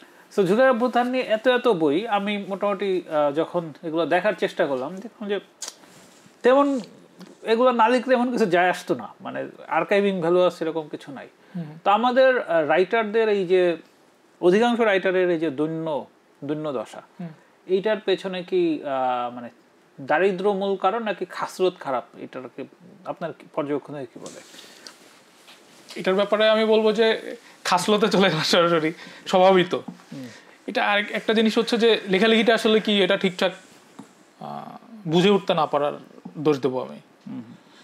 যে মনোযোগ পাওয়ার আকাঙ্ক্ষা নিয়ে শুরুতে আমরা আলাপ করছিলাম, যে কোনো লেখক কি মনোযোগ পেতে চায়, এবং প্রকাশকরা দেখে হচ্ছে পাবলিকের আগ্রহ আছে কোন বিষয়ে। তো তখন আমার মনে হয় জুলাই বিপ্লব একটা, আমিও মুখ দিয়ে বলে ফেলছি, আমি কিন্তু এটা গণঅভ্যুত্থান বলার পক্ষে। আমি বলতে মানে সোশ্যাল মিডিয়া কেমন প্রভাব ফেলে, সারাদিন দেখি জুলাই রেভলিউশন, ওরা বলে নাকি কালার রেভলিউশন মাথায়, ইটস নট রেভলিউশন। জুলাই গণঅভ্যুত্থান একটা মানুষের আগ্রহের বিষয়, এবং প্রকাশকদের আগ্রহ আছে, প্রকাশকরা লেখকদের পিঞ্চ করে, লিখেন না। আমার ধারণা যে কোনো বড় ইভেন্ট হওয়ার পরে ওইটাকে অন্তত নানান দিক দিকে দেখার জন্য কিছু সময় দিতে হয়। হ্যাঁ, কয়েক বছর অতিবাহিত হওয়া দরকার ছিল, মানে ভালো কিছু করার জন্য। কিন্তু অধিকাংশ ক্ষেত্রে দেখা যাচ্ছে যে এটা একটা গরম আছে, গরম থাকতেই লোহা গরম থাকতে পিটাই দিই, যেটুকু বিক্রি হয়। আমার ধারণা এখানে বাণিজ্যিক উদ্দেশ্য বেশি। আবেগ থেকে লিখতে পারে, আবেগ থেকে লিখে প্রকাশ করে ফেলাটা টাফ। মানে ধরেন উপন্যাস লিখলেন, কিন্তু কি লিখবেন ওখানে? তো আপনি একটা দিক ছাড়া আরো অনেক দিক থাকতে পারে একটা পলিটিক্যাল ইভেন্টের। সেই দিকগুলো তো আপনি মানে প্রত্যেক মাসে, প্রত্যেক সপ্তাহে এখন বদলাচ্ছে চিন্তা ভাবনা। তো ওগুলো আপনি ব্লেন্ড করবেন কি করে আপনার কাজের সাথে? অলরেডি ধরেন 10টা উপন্যাস বের হয়ে গেছে জুলাই নিয়ে, অথচ জুলাই নিয়ে চিন্তা ভাবনা, জুলাইয়ের নানান লেয়ার আরও তো বোঝার আছে। এটার অভ্যুত্থানে যারা হিরো তাদের অনেকে এখন ভিলেন হয়ে গেছে। তো যাদের হিরো বানায় আপনি লিখে ফেলছেন, তো আপনার উপন্যাসটা তো ওইখানেই আপনার কালিক যে গুরুত্ব সেটা তো হারায় ফেললো। মানে আবেগের ব্যাপার তো না। মানে যারা 71 বা মুক্তিযুদ্ধ আমাদের একটা বড় ইভেন্ট, ওই সময় মুক্তিযুদ্ধ চলাকালীন সময়ে অনেকে অনেক বই লিখে ফেলছে। তো সেই বইগুলো আমরা পড়ি এক ধরনের ইমোশনাল ভ্যালুর কারণে, যে যুদ্ধ যেতে যেতে মেমোরিটা ধরে রাখছে প্রত্যেক দিনের। সেটা 9 মাসের মেমোরি। এবং সেই লোকটা কখনো পালাইছে, কেউ যুদ্ধে যোগ দিছে, কেউ পাশের দেশে চলে গেছে। তো সব মিলায়া একটা লং টাইমের মেমোরি, সেই ধরনের ডায়েরিমূলক লেখাগুলা তাৎক্ষণিক সাহিত্য হিসেবে আমরা পাই। কিন্তু জুলাই গণঅভ্যুত্থানটা বেশি দিনের না, অল্প দিনের একটা ঘটনা। এটার আগে পিছিয়ে অনেক বড় প্রেক্ষাপট আছে। তো এই ঘটনাটা নিয়ে ডায়েরিও যদি আপনি লেখেন, সেটা 20 দিনের ডায়েরি, 20 দিনে কি লিখবেন আসলে? হয়তো অনেক কিছু লিখে ফেলছেন, আপনি অংশ নিয়েছেন, কিন্তু সেটা থিতু হতে তো সময় দিতে হবে। সেই জিনিসটা তো আপনি দিচ্ছেন না। তো না দিলে হবে কি এক ধরনের তাৎক্ষণিকতা। আপনি ধরেন একটা ফেসবুক স্ট্যাটাস মেক করছেন, উপন্যাস লিখে কেমনে ফেলতেছে আমি জানি না জুলাই নিয়ে। বেশিরভাগ ক্ষেত্রে আমার ধারণা পলিটিক্যাল মেমোরেন্ডা হয়ে যায় এই সময়, যে আপনি আপনার রাজনৈতিক মতাদর্শ নিয়ে মিলায় ঝিলায় কিছু লিখে ফেললেন। কিন্তু ট্রু লিটারেচার হওয়ার জন্য জুলাই নিয়ে আমার ধারণা জুলাই একটা বড় ঘটনা বাংলাদেশের ইতিহাসে, এবং এটা নিয়ে ভালো কাজ আসতে অন্ততপক্ষে 5-7 বছর মনে হয় আমাদের অপেক্ষা করতে হবে, যেটা সব দিক দিয়ে এই ঘটনাটার উপর আলো ফেলে ইন্টারেস্টিং কিছু একটা আমরা পাবো। এখন যেগুলো হচ্ছে আমার এগুলো মনে হয়, এক হচ্ছে লেখকদের এই অভ্যেসের সমস্যা, খাসলতে বলতে যাচ্ছি না, বললে ভাববে যে না বললে যে গালাগালি দিচ্ছে। না ঠিক আছে, আপনি তো অনেক পোলাইট প্রকৃতির লোক, আমি যেহেতু পোলাইট না, আমি বলছি আমারটা আমি দায়িত্ব বলি, আপনি যেভাবে বলেন। না ওই আমার ধারণা ওই যে কনসেপচুয়ালাইজেশন বা একটা জিনিস যে আমি ধারণ করব, চিন্তা করব, মানে চিন্তা করতেও তো নিজেকে একটু সময় দিতে হবে। তাৎক্ষণিকতা দিয়ে আমার ধারণা ভালো ফিকশন হয় না। কিছু হতে পারে, ধরেন কিছু গল্প আমরা পেতে পারি, কিন্তু ধরেন উপন্যাস যখন আপনি লিখতেছেন একটা শর্ট পিরিয়ড অফ পলিটিক্যাল ঘটনা নিয়ে সাথে সাথে লিখে ফেলতেছেন, খুব বেশি দিকে ওখানে আসবে না। এবং সেখানে আপনি কত লিখবেন? আপনার ধরেন এখন তো 50-60টা বই মনে হয় জুলাই নিয়ে বের হয়ে গেছে, আরো বেশিও হইতে পারে, এবং যেগুলো অলরেডি তাদের রিলিভেন্সি হারায় ফেলছে, কারণ জুলাই নিয়ে অনেক কিছু চেঞ্জ হয়ে গেছে। আচ্ছা, আর একটা মানে চর্চিত বিষয়, এটাকে আমি অবশ্য একটু কাউন্টার জায়গা থেকে দেখতে চাই। সেটা হলো যে আপনি দেখবেন যে বইমেলা আসলে একটা কথা খুব শোনা যায় যে সাহিত্য পাড়ায় পিঠ চুলকাচুলকি, মানে হচ্ছে যে আপনি বই লিখছেন, আপনার বন্ধু লাইক এই রিশাদ বা সুহান বা হামিম, এরা দেখা গেলো আপনার বই নিয়ে রিভিউ লিখতেছে, আবার আপনি করতেছেন, মানে একজন আর একজনকে প্রমোট করে একটা বিরাট গ্যাং বানাইছেন 10-15 জনের। তারপর হচ্ছে একজন আর একজনের বই খুব ভালো ভালো এইভাবে রিভিউ দিচ্ছেন, দিয়ে সেটা মানুষের কাছে প্রচার করতেছেন। তো এটাকে বলা হচ্ছে পিঠ চুলকাচুলকি।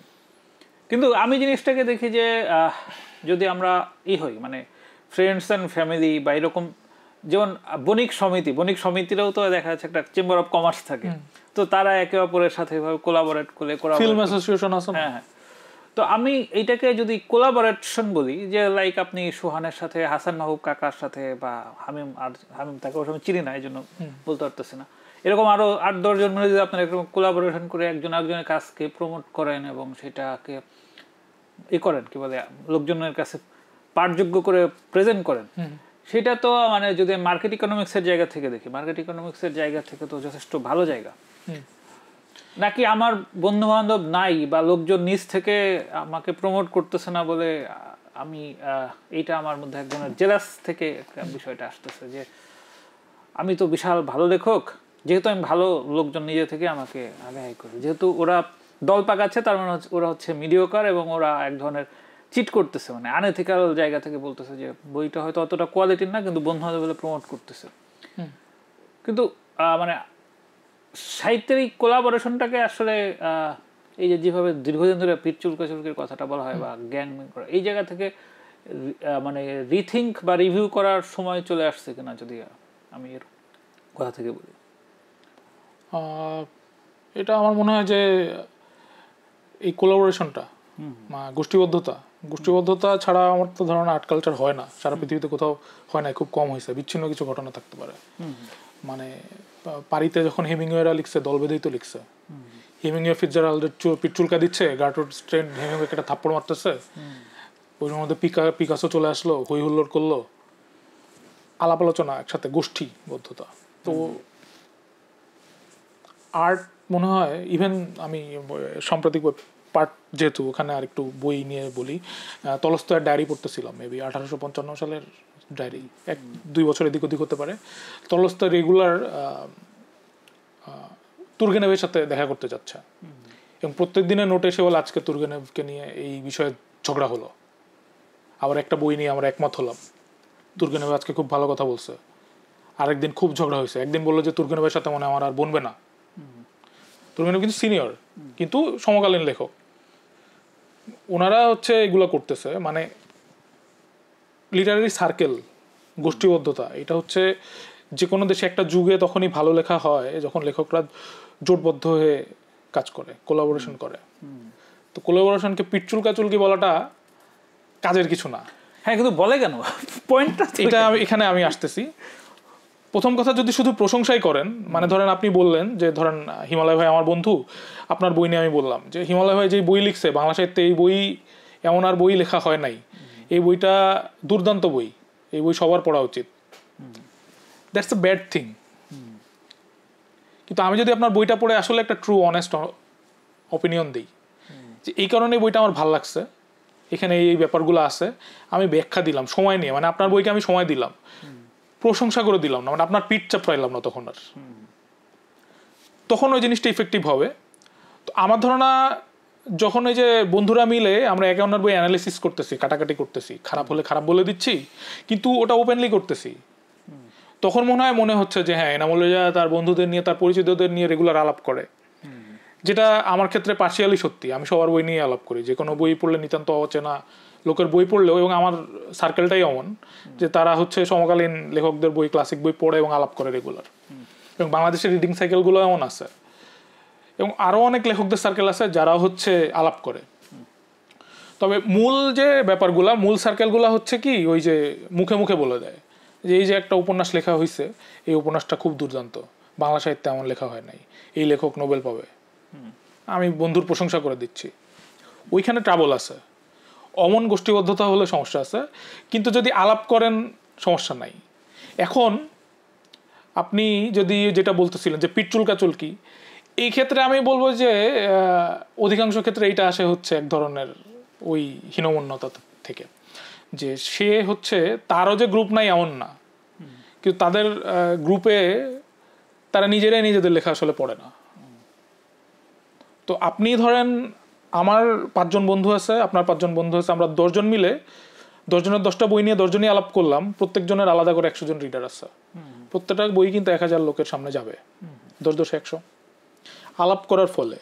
কিন্তু এমন অনেক গ্রুপ আছে যারা সারাদিন হচ্ছে আলাপ করে নিজেদের নিয়ে, কিন্তু নিজেরাই নিজেদের বইগুলো পড়ে না, আলাপ করা পরের ব্যাপার। তো তখন তারা আবার আরও অনেক গ্রুপের কথা দেখে যারা হচ্ছে হিমালয় ভাই ইনামুল রেজার বই নিয়ে বললো, আবার ইনামুল রেজা শাহাদুজ্জামানের বই নিয়ে বললো, ওনারা আলাপ করে করে আগায় যাচ্ছে বা মানুষের মনোযোগ কাটতেছে, তখন হীনমন্যতাবোধ তৈরি হয়, তখন হচ্ছে বলে যে পিঠ চুলকাচ্ছে, এইটা হয়। আচ্ছা, মানে আমি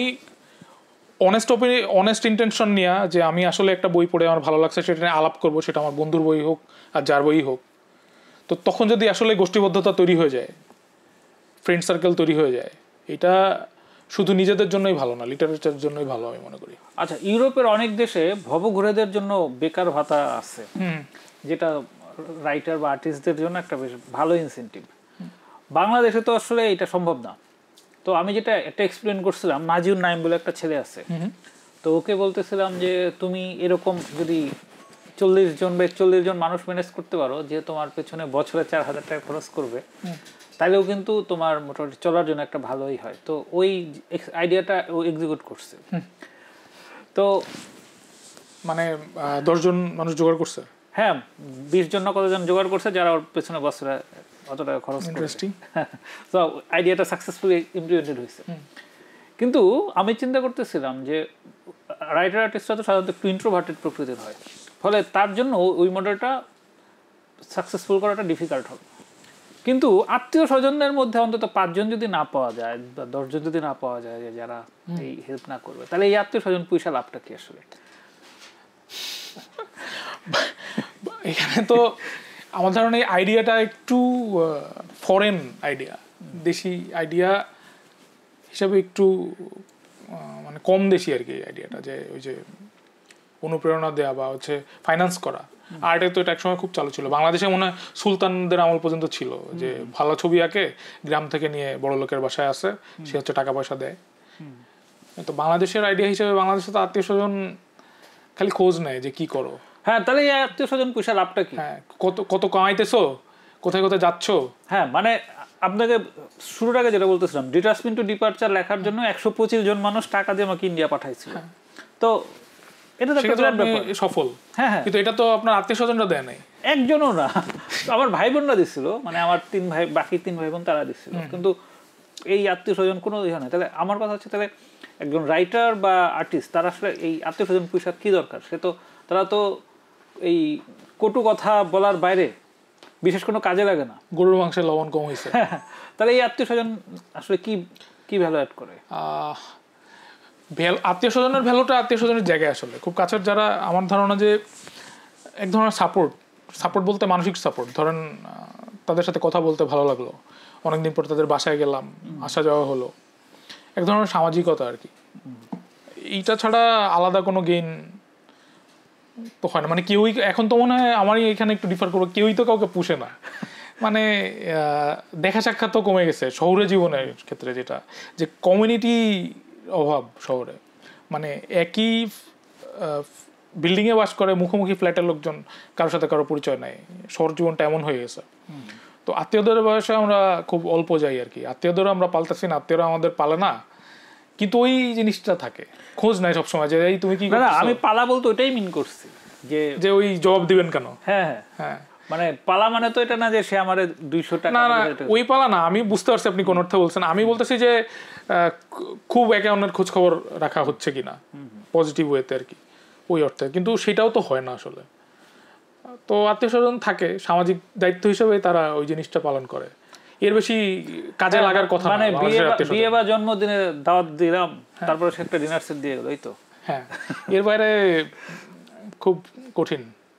এছাড়া থাকে, সবার ফ্যামিলি তো সমান হয় না, অনেকের পরিবার অনেক ধরনের উপকারে আসে। আর যদি এইভাবে বলি যে একজন রাইটার যদি এরকম 10 জন শুভাকাঙ্ক্ষী জোগাড় করতে না পারে, তার আসলে লেখালেখি করার দরকারই দেওয়া কি?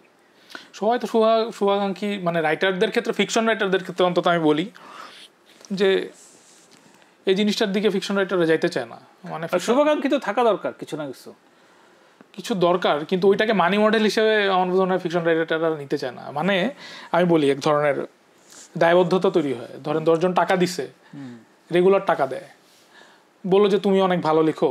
টাকা দেওয়ার প্রয়োজন না, অ্যাটলিস্ট মানসিক শান্তিটা তো দিতেছে না, আমি টাকাতেই থাকি, ধরেন সে ফিনান্স করে, তাকে হচ্ছে দেয়। তো তারা তো এসে বলবে মানে যে তুমি 2 বছর হয়ে গেছে, তোমার বইটা তো শেষ হয় না, কি করো তুমি, তাহলে আমাদের টাকা পয়সা কাজে লাগাইতেছো না। এই যে চাপ বা এই জিনিসগুলো, এই কথাগুলোই লেখকরা শুনতে চায় না আসলে, আমার ধারণা। এই কারণে অনেকে যায় না। আর ওই চাওয়ার ক্ষেত্রে, রিচ করার ক্ষেত্রে আমার ধারণা যোগাযোগের ক্ষেত্রে ফিকশন রাইটারদের এক ধরনের সমস্যা আছে মানুষের সাথে, তারা কিছুটা রিক্লুজ ওই দিক দিয়ে। কিন্তু অ্যাডমায়ারার কিন্তু থাকে। আমি বলি একজন ভালো লেখক আর তার অ্যাডমায়ারার থাকবে না, তাহলে তুমি আসলে, তাহলে কি সেখানে কিছু সমস্যা আছে। তার মানে সে হচ্ছে কিছুটা জীবনানন্দ সিনড্রোমে ভুগতেছে, যে তার তুতানখামেনের গুপ্তধন আছে, কেউ জানে না আর কি সে ভালো লেখক, কিন্তু কেউ রেগুলার জানাচ্ছে, তার রেগুলার বই প্রকাশ হচ্ছে, তারপরেও তার কিছু অ্যাডমায়ারার জুটতেছে না। মানে আরিয়ান রিয়াদ নামে একটা ছেলের বই পড়ছিলাম 2017 সালের দিকে, আরিয়ান রিয়াদ দিত, ওকে বইটার নাম ভুলে গেছি, পার্থিব অপার্থিব এটা কিছু একটা। তোকে আমি বলছিলাম যে তুমি আরো বই দেখো, তোমার জন্য আমি প্রয়োজনে বিভিন্ন জায়গায় স্পন্সর ম্যানেজ করে দেবো। সেই ছেলের কোনো খবরই নাই, গত 8 বছরে তার কোনো খবরই নেই, বই বের হচ্ছে না, একটাই বই লিখছে, এরপর সে যে কই আছে জানেনি না। এইটাই ধারাবাহিকতা একটা ঝামেলা। আবার ওই যে বললাম যে অনেকে ওইটা চায় না। তো বাংলাদেশে আরেকটা জিনিস যে সত্যি গ্র্যান্ড কিছু লিখে ওঠার ক্ষেত্রে কিন্তু ফিনান্সিয়াল ড্রব্যাকটা খুব বড় একটা জিনিস। চাকরি বাকরি করলে আপনি ফুল ফোর্স রেখে দিতে পারবেন না, আবার শুধু সব ছেড়ে লেখালেখি করলে আপনি ফিনান্সিয়াল দিক থেকে দুর্বল হয়ে যান, এবং ফিনান্সিয়াল চাপ লেখায় প্রভাব ফেলে। আচ্ছা, আর একটা খুব গুরুত্বপূর্ণ অ্যাঙ্গেল যদি আমি ধরি, যে আমাদের ফিকশনগুলোতে জিও পলিটিক্যাল বা ধরেন আপনি ইকোনমিক্যাল যে আসপেক্টগুলো, ওই বিষয়গুলো খুবই উজ্জ্বল থাকে। এইটার কারণ কি? মানে আমাদের রাইটাররা ফাইন্যান্সিয়ালি দুর্বল, বা তাদের পলিটিক্যাল আন্ডারস্ট্যান্ডিং খুবই শ্যালো, এই সমস্ত কারণে কি কারণে জিও পলিটিক্সের মধ্যে এত গুরুত্বপূর্ণ অ্যাঙ্গেলগুলো আমাদের প্রাচীন উপন্যাস বলেন, সমকালীন উপন্যাস বলেন, বা ইকোনমিক্যাল আসপেক্টগুলো মানে খুবই ব্যক্তিকেন্দ্রিক, কিন্তু ওই আন্তর্জাতিক বিষয়গুলো কম আসে কিনা? হ্যাঁ, আসে কেন? এটা তো আসে মনে হয় সারাউন্ডিং থেকে। মানে আপনার মানে একজন লেখক আসলে কোন লাইফ লিড করে দেখেন তো। মানে ধরেন তার ওয়াইফ গৃহিণী, তার বাবা একজন সরকারি চাকরে, সে যে কলিগদের সাথে যায় তারা সারাদিন হচ্ছে এই ফেসবুকের চলতি ইস্যু নিয়ে আলাপ করে বা সিনেমা নিয়ে আলাপ করে, এবং সে আবার বাসায় আসে, তার কোনো বুদ্ধিবৃত্তিক সার্কেল নেই যারা এগুলো নিয়ে কথা বলে। তো সে ওই গ্লোবাল অ্যাসপেক্টটা কি শুধু নিউজ দেখে পাবে আর হচ্ছে বই পড়ে পাবে? মানে এই যে বৈশ্বিক ঘটনাগুলো নিয়ে খুব টেন্সড এবং অ্যানালিসিস করতেছে, চিন্তা করতেছে, ওই সুযোগটা আমাদের বাংলাদেশি সমাজে গড় মানুষের তো নাই। তারা আলাপ করতে পারে, ধরেন গাজা ইসরায়েল ফিলিস্তিন নিয়ে আলাপ করতে পারে, বা ট্রাম্প প্রশাসন নিয়ে আলাপ করতে পারে, বাট ওখানে তো মানে সরাসরি স্কিন নাই ওই বিষয়গুলোর সাথে, তো ওগুলোর সাথে সে আত্মীকৃত হইতে পারে না আর কি।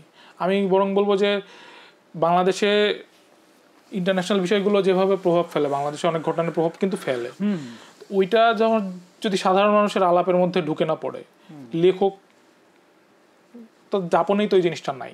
হ্যাঁ, মানে তখন সে যেমন রাশিয়া ইউক্রেন যুদ্ধে মাদারীপুরের একজন কৃষকের ফসলের দাম কিভাবে বেড়ে যাচ্ছে, এই গল্প যদি আমার ফিকশনে না থাকে তাহলে আমার সেই রাইটারের সেই বোঝাপড়া আমি কি কাজে লাগে? এটা তো ওই প্রথম কথা, ওই কৃষকও জানে না, বুঝতে পারে না তার কেন এমন ঝামেলা হচ্ছে। হ্যাঁ, কিন্তু রাইটারের তো জিনিসটা বুঝতে হবে। হ্যাঁ, কিন্তু রাইটার ওই যে জিনিসটা যে বুঝবে তার তো মিশতে হবে। হ্যাঁ হ্যাঁ, রাইটার 9টা-5টা জব করে তো খালি, সে মাদারীপুরে তার বাসা, ধরেন তার গ্রামের ঘটনা, সে গ্রামে যায় বছরে একবার, সে 9টা-5টা অফিস করে, সন্ধ্যায় বা রাতের বেলা সে লিখতে বসে। তার সোর্সটা কি জাপানের? আচ্ছা, তো আমাদের ফিকশন রাইটারদের মধ্যে আমি দেখি যে মানে প্রেম, ভালোবাসা, যৌনতা নিয়ে এত এত এত এত কি বলে কল্পনা, এত এত সো আমাদের জাতি কি আসলে সেক্সুয়ালি ফ্রাস্ট্রেটেড? বা এক মানে আমার এক বইয়ের নায়িকা একটা সুন্দর শব্দ বলছিল যে আমাদের জাতি হচ্ছে সেক্সুয়ালি হিংসুক জাতি। মানে কেউ সেক্সুয়ালি আনন্দে আছে, এটা আমাদের জাতি নিতে পারে না। তো আমাদের ফিকশনগুলোতে যে প্রেম, ভালোবাসা, যৌনতা বিষয় যে এত ভরপুর এবং এত চর্বিত চর্বণ, এটার পেছনে কি এই জাতিগত সেক্সুয়াল ফ্রাস্ট্রেশনটাকে একটা বড় কারণ, না কি কারণ আসলে? ফ্রাস্ট্রেশন নাই, হলো যে এরা যৌনতার দিক থেকে হতভাগা একটা জাতি, হতভাগা, অভাবী। আচ্ছা, আর যে কোনো অর্থনৈতিক দিকের মতো যৌনতাতেও মানে সেক্সুয়াল এনকাউন্টারও তো অধিকাংশ গড় বাঙালির জীবনে খুব কম। আপনি হিসাব করে দেখেন, খুবই কম। মানে বিয়ের আগে অনেকে তার এনকাউন্টার হয় কি হয় না ছাড়া পরিবেশ নাই, বিয়ের পরেও সেটা খুব মাপা, পরিবেশ নেই, মানে সে ওটা থেকে মানে বুঝেই উঠতে পারে না যৌনতাটা কি। যৌনতাটা মানে একটা কি অলিক কোন একটা বস্তু, এরম ভেবে সে অনেক কিছুতে ডুবে থাকে। মানে যৌনতা তার জীবনে যখন বাস্তবে আসে, সেই বাস্তবটা তার জীবনে প্রভাব ফেলে না, যৌনতা নিয়ে তার ফ্যান্টাসিটা সেই বাস্তবটাকেও ঢেকে রাখে। আমার ধারণা যে না পাওয়াটা, যেটা থেকে ফ্রাস্ট্রেশন হয় না, আসলে অভাববোধটা থেকে ভিতরে এক ধরনের অতিবাস্তবতার জন্ম হয়। তো সে যৌনতাকে একটা স্বাভাবিক যৌনতার যে প্রাপ্তি, তার চেয়ে অনেক বড় একটা জিনিস ভেবে রাখে। এই জন্য সব কিছুতেই তার ওই জিনিসটা চলে আসে, তাকে ড্রাইভ করে যৌনতা আর কি। তো তখন বইপত্রে যখন যৌনতা আমি দেখি, আমি তো দেখি যে আপনি বললেন যে অনেক যৌনতা তো দেখি না আমি। মানে যৌনতার যে নানান ধরনের দিক, আপনি শুধু শব্দ দেখেন? শব্দ না, মানে অ্যানালিসিস তো দেখি না, ঘটনা দেখি। কিছু এরোটিক শব্দ দেখেন? হ্যাঁ, কিছু এরোটিক শব্দ দেখি, কিছু মানে ধরুন বললো পর্ন দেখতেছে, নাহলে বললো যে পরকীয়া করতেছে, গিয়ে একটু শারীরিক ঘটনার বর্ণনা দিয়ে, মানে হোটেলে যাচ্ছে, রিসোর্টে যাচ্ছে, হ্যাঁ রিসোর্টে যাচ্ছে, এগুলা বা অবৈধ বৈধ যাই হোক, বন্ধুর বউকে দেখে এক্সট্রা ম্যারিটাল অ্যাফেয়ার, এই শব্দগুলো তো এখন খুবই পলিটিক্যাল কারেক্টনেসের যুগ, বললে অনেকে অনেকভাবে ধরে, আমি ওভাবে বলতে চাই না। আমি বলি ধরে নানান ধরনের লেয়ারের যৌনতার মধ্যে ব্যস্ত সমাজ, কিন্তু ওইগুলা নিয়ে যে মানুষের চিন্তা, মাথার মধ্যে কি হচ্ছে বা কেন সে এই কাজগুলো করতেছে, এগুলোর অ্যানালিসিস তো কম। এখানে তার সেই ফ্যান্টাসি, মানে আপনি শব্দের ব্যবহার দেখবেন, শব্দের ব্যবহারের মধ্যে মনে হচ্ছে যে পাঠককে একটু আক্রান্ত করার চেষ্টা করতেছে, বা সহজ কথা ওই যে শব্দটা সুরসুরি এখনো আছে প্রচুর পরিমাণে। তো আমার ধারণা যে ওই যে ক্ষুধাটা, যে অভাব, ওই অভাবটা আসলে অভাবের একটা চাহিদা তো আছেই। তো বই দিয়া অনেক লেখক হচ্ছে ওই অভাবটা অনেকে পূরণ করে। আপনাদের বয়সী বা আপনাদের কাছে কিছু সিনিয়র জুনিয়র মিলে বাংলাদেশে এখন ফিমেল রাইটার কারা আছে? ফিমেল রাইটার এখন অনেকে লিখতেছে, যেমন কয়েকজনের নাম বলি। মাহরিন ফেরদৌস, ওকে আমি চিনি, অ্যাকোয়ারিজিয়া না? অ্যাকোয়ারিজিয়া ছিল আমাদের ফ্রেন্ড শৈশবের ওয়াইফ। হ্যাঁ, আপনাদের তো ইয়েরই, আপনার সার্কেলেরই তো মনে হয় শৈশব ভাই। শৈশব বইটা আমার ব্যাচমেট ছিল, বাট ঠিক আমার সার্কেলের না, ডিপার্টমেন্ট আলাদা ছিল। আচ্ছা, মানে ভালো লেখার চেষ্টা করতেছে এদের মধ্যে মাহরিন ফেরদৌস, তারপরে সাদিয়া সুলতানা, একজন আছেন, বর্ণালী সাহা, ওনার একটা বই আমি পড়ছি, নর্থ এন্ড। হ্যাঁ। তারপরে ইশরাত তানিয়া, একে চিনলাম না। আচ্ছা, এনারা হচ্ছে, এদের নামটা ইনস্ট্যান্ট মাথায় আসলো, মেয়েদের মধ্যে ভালো লিখছে। নতুনদের মধ্যে আমি দেখছি, মানে নতুনদের মধ্যে কারো নাম করার চেয়ে বলবো যে নতুন মেয়েদের মধ্যে অনেকে আগ্রহী হচ্ছে লিখতে। এবং এদের মধ্যে একটা বড় অংশ, মানে বাইরের সাথে আমি বলবো একটা ওয়েভ। আমেরিকায় দেখবেন যে ক্রিস্টিন হানা, কলিন হোভার, এরম অনেকে হচ্ছে তাদের মানে ফিমেল রাইটার, এদের বই বেস্ট সেলার হয়, প্রচুর প্রচুর পড়ে মানুষ। তো ওইরকম বাংলাদেশেও একটা নারী লেখকদের একটা জয় জয়কার তৈরি হয়ে গেছে, যারা পপ ফিকশন প্রচুর লিখতেছে। এদের বই হচ্ছে সমাজে মানে মেয়েদের গোপন কথা নিয়ে এদের বইগুলা, যৌনতার ভরপুর ব্যবহার আছে এবং ফুলফিলিং যৌনতা, যেটা হচ্ছে ওই যে ক্ষুধাটা আছে বাঙালি পাঠকের সাইকিতে, ওইটা পূরণ করে এই টাইপের যৌনতা। এবং এটা কিন্তু এদের বড় অংশই মেয়েরাই কিনে এই বইগুলা, এবং এটা খুবই পপুলার। চিন্তার উপাদান কম, উপভোগের উপাদান বেশি, এবং এইগুলা প্রচুর বিক্রি হয়। এই ধরনের একটা উইমেন রাইটারদের ধারা একটা বাংলাদেশে তৈরি হয়েছে, বাট ভালো ধারাও তৈরি হচ্ছে। এবং এখনকার মেয়েরা অন্তত গত 10-15 বছরে যারা লিখতে আসছে, এদের মধ্যে ওই গদ্যে বলেন, চিন্তায় বলেন, একটা কি বলে এটা, মানে পুরুষ লেখকদের সাথে পাল্লা দেওয়ার মতো তাদের চিন্তাভাবনা চেঞ্জ আছে একেবারে। মানে আপনি ইয়ে করতে পারবেন না, কখনো কখনো ডিফার করতে পারবেন না। আমি আপনার এই পয়েন্টটাতে, মানে আমি এই পয়েন্ট একটু ভালো রকম আর্গুমেন্টে যেতে চাই, যে পুরুষ লেখকদের সাথে পাল্লা দেওয়া মানে জিনিসটাকে কি তাহলে এরকম যে পুরুষ লেখকরা অলরেডি অনেক আগানো বা অনেক ভালো লিখতেছে, ফলে ফিমেল রাইটাররা ঠিক এখন তাদের লেভেলে ওঠার চেষ্টা করতেছে, পেছন ছিল, মানে এই পাল্লা দেওয়া কথাটাতে আসলে কি পাল্লার জন্য না, এটা পাল্লার চেয়ে আমি বলবো যে হচ্ছে মানে গদ্যের ক্ষেত্রে মানে মেয়েদের যাপন থেকে লেখাটা আসে। তো মেয়েরা যখন তাদের যাপন থেকে লেখে, নারী পুরুষের যাপন তো ডিফারেন্ট। আমি আসলে পাল্লার বলতে ওইটা বুঝাই নাই, বুঝছি দুইজন ডিফারেন্ট, এবং ছেলেদের কণ্ঠস্বরটা বেশি শোনা যায় কারণ ছেলেরা বেশি লিখে।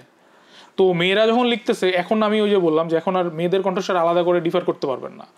নারী পুরুষের লাইফ যেহেতু একই স্তরে বাংলাদেশে চলে আসছে, আপনার এই প্রশ্নটা আমি যদি ইউটিউবে আমাদের শোনা হয়তো করতাম না, কারণ আমি বেশ কয়েক মাস আগে বড় ছেলে সিনড্রোম নামে একটা এপিসোড করছিলাম। সেখানে এক মহিলা এপিসোড দেখে বলতেছিল যে এখানকার গেস্ট বড় ছেলেদের কথা যেভাবে বলছে, বড় মেয়েদের ক্ষেত্রে বলার ক্ষেত্রে তার অভিজ্ঞতার অনেক অভাব আছে।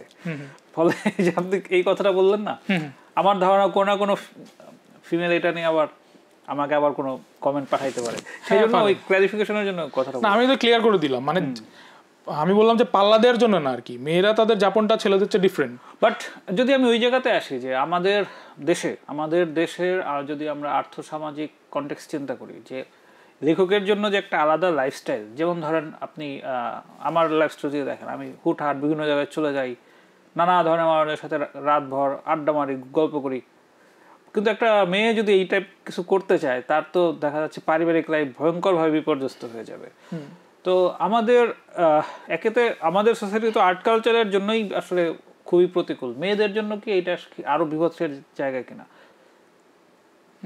বিপদের জায়গা তো বটেই, কিন্তু মেয়েরা তো আগের চেয়ে মানে মানে এখন তো ছেলে আর মেয়ের লাইফের পার্থক্য অনেকটা কমে আসছে, অন্তত অর্থনৈতিক ক্ষেত্রে আগের তুলনায়।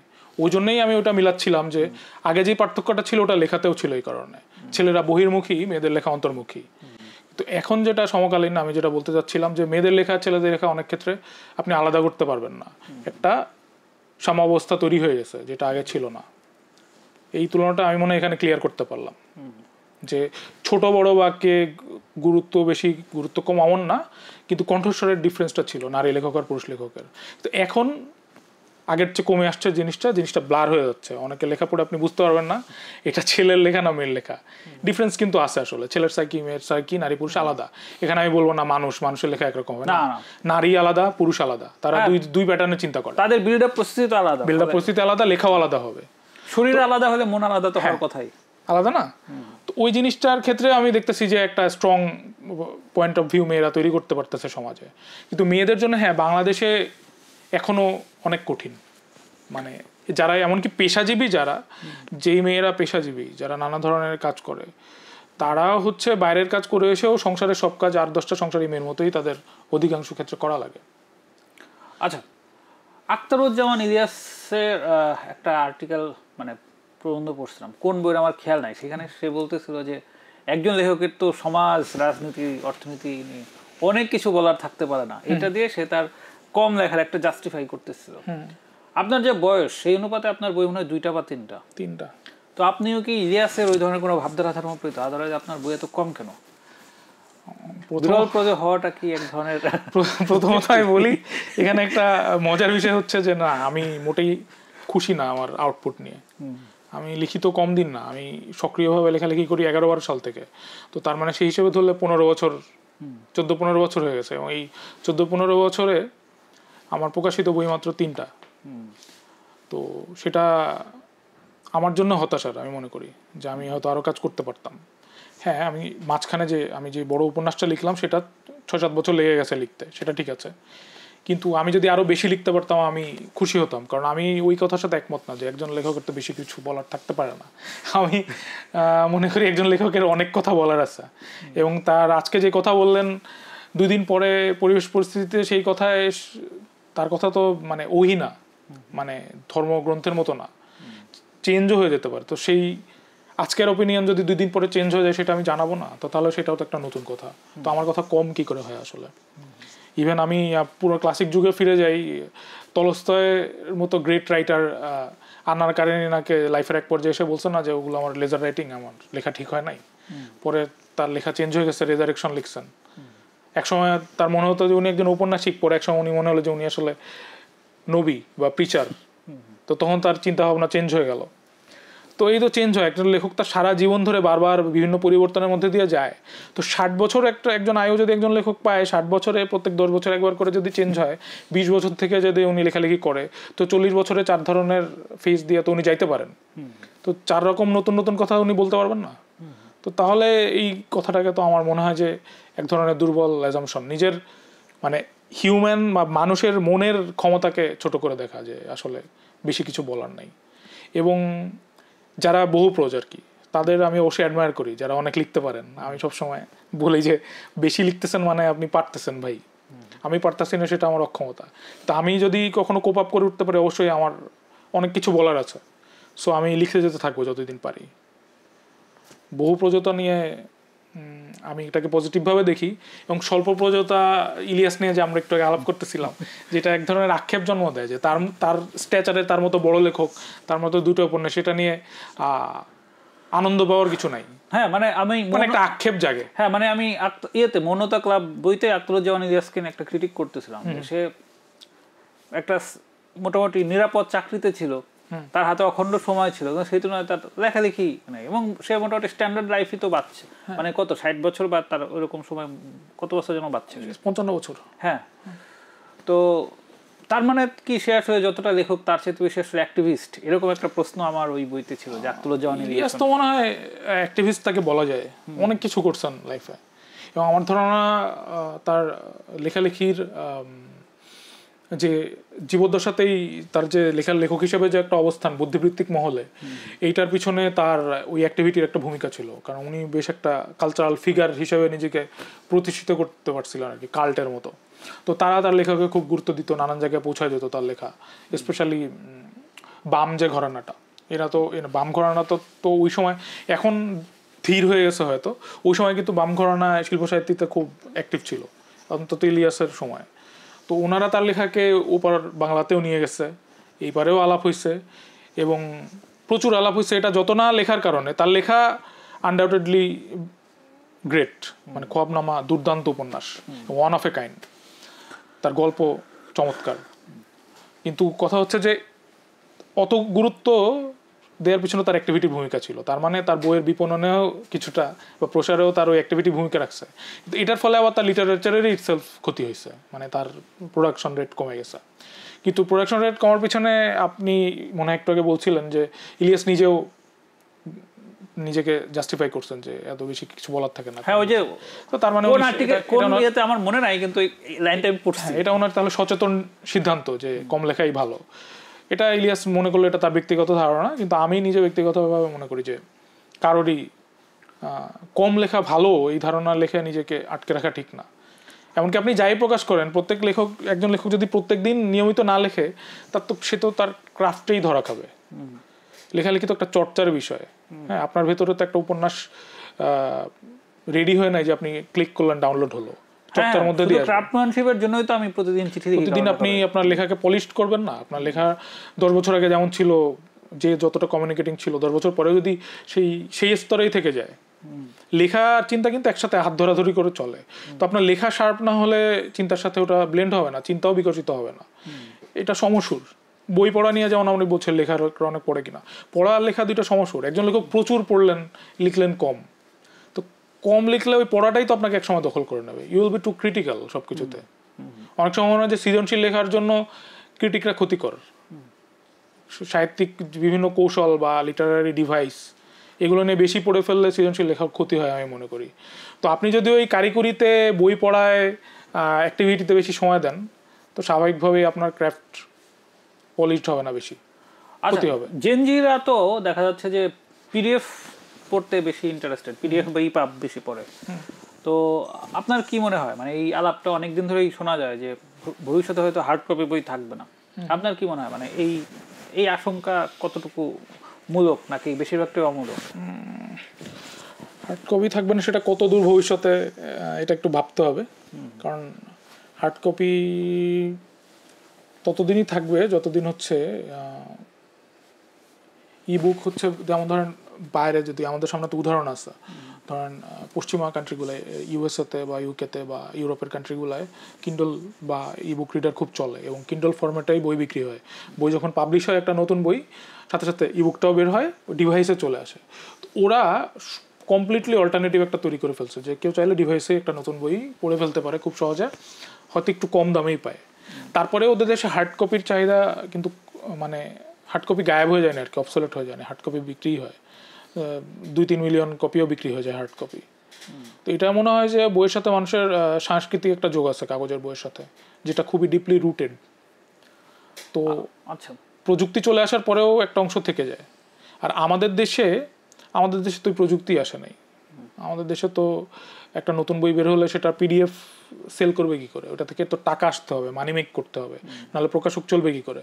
মানে আমাকে যদি আপনি বলেন যে আপনি একটা উপন্যাস লিখে, মানে আপনার উপন্যাসটা ডিজিটাল ফরম্যাটে দিয়ে দেন, তো সেখান থেকে তো প্রকাশকেরও কোনো গেইন নাই, আমারও গেইন নাই। আমি তাও বলতে পারি যে হ্যাঁ, 2 বছরে যদি 2000 কপি বিক্রি হয়, ওইখান থেকে আমি কিছু রয়্যালটি পাবো। তো ইবুক তো ওভাবে মানুষ কিনবে না। ওই সিস্টেম কিছু কিছু চালু হয়েছে, কিছু প্ল্যাটফর্ম এখন আছে। তো সেটাও হচ্ছে কাগজে বইয়ের ফিনান্সিয়ালি অল্টারনেটিভ হয়ে উঠতে পারে নাই আর কি। তো ওইটা আগে হয়ে ওঠার পরে আমরা মনে হয় ভাবতে পারবো কাগজের বই আর কতদিন টিকবে। কিন্তু ডিজিটাল বইয়ের অবশ্যই আমি ভবিষ্যৎ দেখি, এবং এটা ভবিষ্যৎ। আগামীতে মানুষ ডিভাইসে বই বেশি পড়বে, এটা আমার মনে হয়। সো আমাদের দেশের লেখকদের এবং প্রকাশকদের এই ক্ষেত্রে কাগজের বইয়ের একটা লাভজনক অল্টারনেটিভ তৈরিতে আমার ধারণা এখন থেকে মনোযোগ দেওয়া উচিত। আচ্ছা, এই বছর আমি বইমেলায় প্রায় 17-18 দিন ছিলাম, মানে একদম, আপনি তো আমার প্যাভিলিয়নে দেখছিলেন, সো এখান থেকে আমার আপনাকে বেশ অনেক দিনই দেখছি আর কি। হ্যাঁ, মানে আমি সব মিলে 18 দিন ছিলাম বোধহয়, 28 দিনের মধ্যে। তো আমার থিওরিটা ছিল যে যেহেতু ভিয়েতনামে যাইতে পারলাম না, তাহলে বইমেলায় যাই। মানে বইমেলাকে আমি একটা দেশ হিসেবে নিয়ে গেছিলাম, এবং আমার এই বেসার্ধগ্রাফি তো এটা একটা চ্যাপ্টারও থাকে। ভিয়েতনামে যাওয়ার কথা ছিল। হ্যাঁ হ্যাঁ, আচ্ছা আচ্ছা। তো ঠিক আছে, ওটার বদলে বইমেলায় গেলাম, তো এটা একটা চ্যাপ্টারই থাকবে। সো আমি যেটা দেখলাম যে বইমেলার ক্ষেত্রে, মানে বইমেলায় যে এত লোক আসে, বইয়ের প্রাইস একটা বিরাট ব্যাপার। তো আপনার কি মনে হয় যে কাগজের যে দাম এবং অন্যান্য সব কিছুর যে দাম, সেই ইয়েতে বইয়ের যা দাম, বইয়ের দাম নিয়ে যে এই যে কথাবার্তা, এইটা কি মানে আসলে বইয়ের যেহেতু প্রায়োরিটি কম, সেই জন্যই দাম নিয়ে এত কথা, নাকি আসলেই বাংলাদেশের মার্কেটে বইয়ের দাম যথেষ্ট বেশি? এক্ষেত্রে আমি বলবো যে বাংলাদেশে বইয়ের দাম কম, বেশি মনে হয় না আমার। মানে একটা 500 পৃষ্ঠার বই দাম সেটা 600 টাকা বা 700 টাকা, মানে ছাড়টার দিয়ে, তো তার মানে কম দামেই পাওয়া যায়। এখনও 150-200 টাকা একটা বই পাওয়া যায়, 300 টাকা একটা বই পাওয়া যায়। 200-300 টাকা অ্যাকচুয়ালি কি, আপনি এখানে আমার মনে হয় যে আমাদের মানসিকতায় এক ধরনের ব্যাপার আছে। ওই জন্য প্রায়োরিটির কথা বললাম। হ্যাঁ, প্রায়োরিটিটা বইয়ের মানুষ কম মনে করে যে একটা বই কিনবো 1000 টাকা দিয়ে। কিন্তু আপনি যদি বাইরের হিসাব করেন, অন্যান্য দেশের বইয়ের হিসাব করেন, বাংলাদেশের বইয়ের দাম এখনও অত বেশি হয় নাই, আমি মনে করি এখনো অত হয় নাই। হ্যাঁ, আগের চেয়ে বাড়ছে, কারণ সবকিছুর দামই তো বাড়ছে আসলে। তো বইয়ের দাম যে অনেক বেশি এমন আমার মনে হয় না। মানে কলকাতায় আনন্দ নিজেদের বইয়ের দাম হচ্ছে 3000 রুপি করে ফেলছে, 1000 রুপির বই। বাংলাদেশে তো অমন করে কেউ বাড়ায় নাই আসলে। তো সেই ক্ষেত্রে অনেক দাম বেশি হয়ে গেছে আমি বলবো না, কিন্তু দামটা আগের তুলনায় বাড়ছে, সেটার অনেক ধরনের যুক্তিযুক্ত কারণ আছে। এবং পাশাপাশি বইয়ে তো আপনার বুদ্ধিবৃত্তিক মূল্য বা মেরিট, লেখকের মেরিটের কোনো দাম থাকে না, খালি আপনার পণ্যের দাম, কাগজের দাম, বোর্ডের দাম, ওই যে মিস্ত্রিরা কাজ করছে, প্রচ্ছদ শিল্পী, এগুলোর দাম। লেখকের মেরিটের দামটা তো বই অ্যাড হয় না, ভ্যালু অ্যাড হয় না। তো আপনার বইয়ের যদি আপনি 1000 টাকা দাম রাখেন, আমার তো মনে হয় 1000 টাকায় বিক্রি করা উচিত। তাহলে লেখক যে ইনপুটটা দিচ্ছেন ওখান থেকে উনি কিছু পাবেন, তাহলে সেটা আরও ফ্লারিশ করবে জিনিসটা। পাঠকদের দিক থেকে আমি যেমন কম বই হলে ডিসকাউন্টে বই আমি কিনতে ভালোবাসি, কমে পেলে আমারও ভালো হয়। তো আমি মনে হয় যে পাঠক হিসেবে এখনও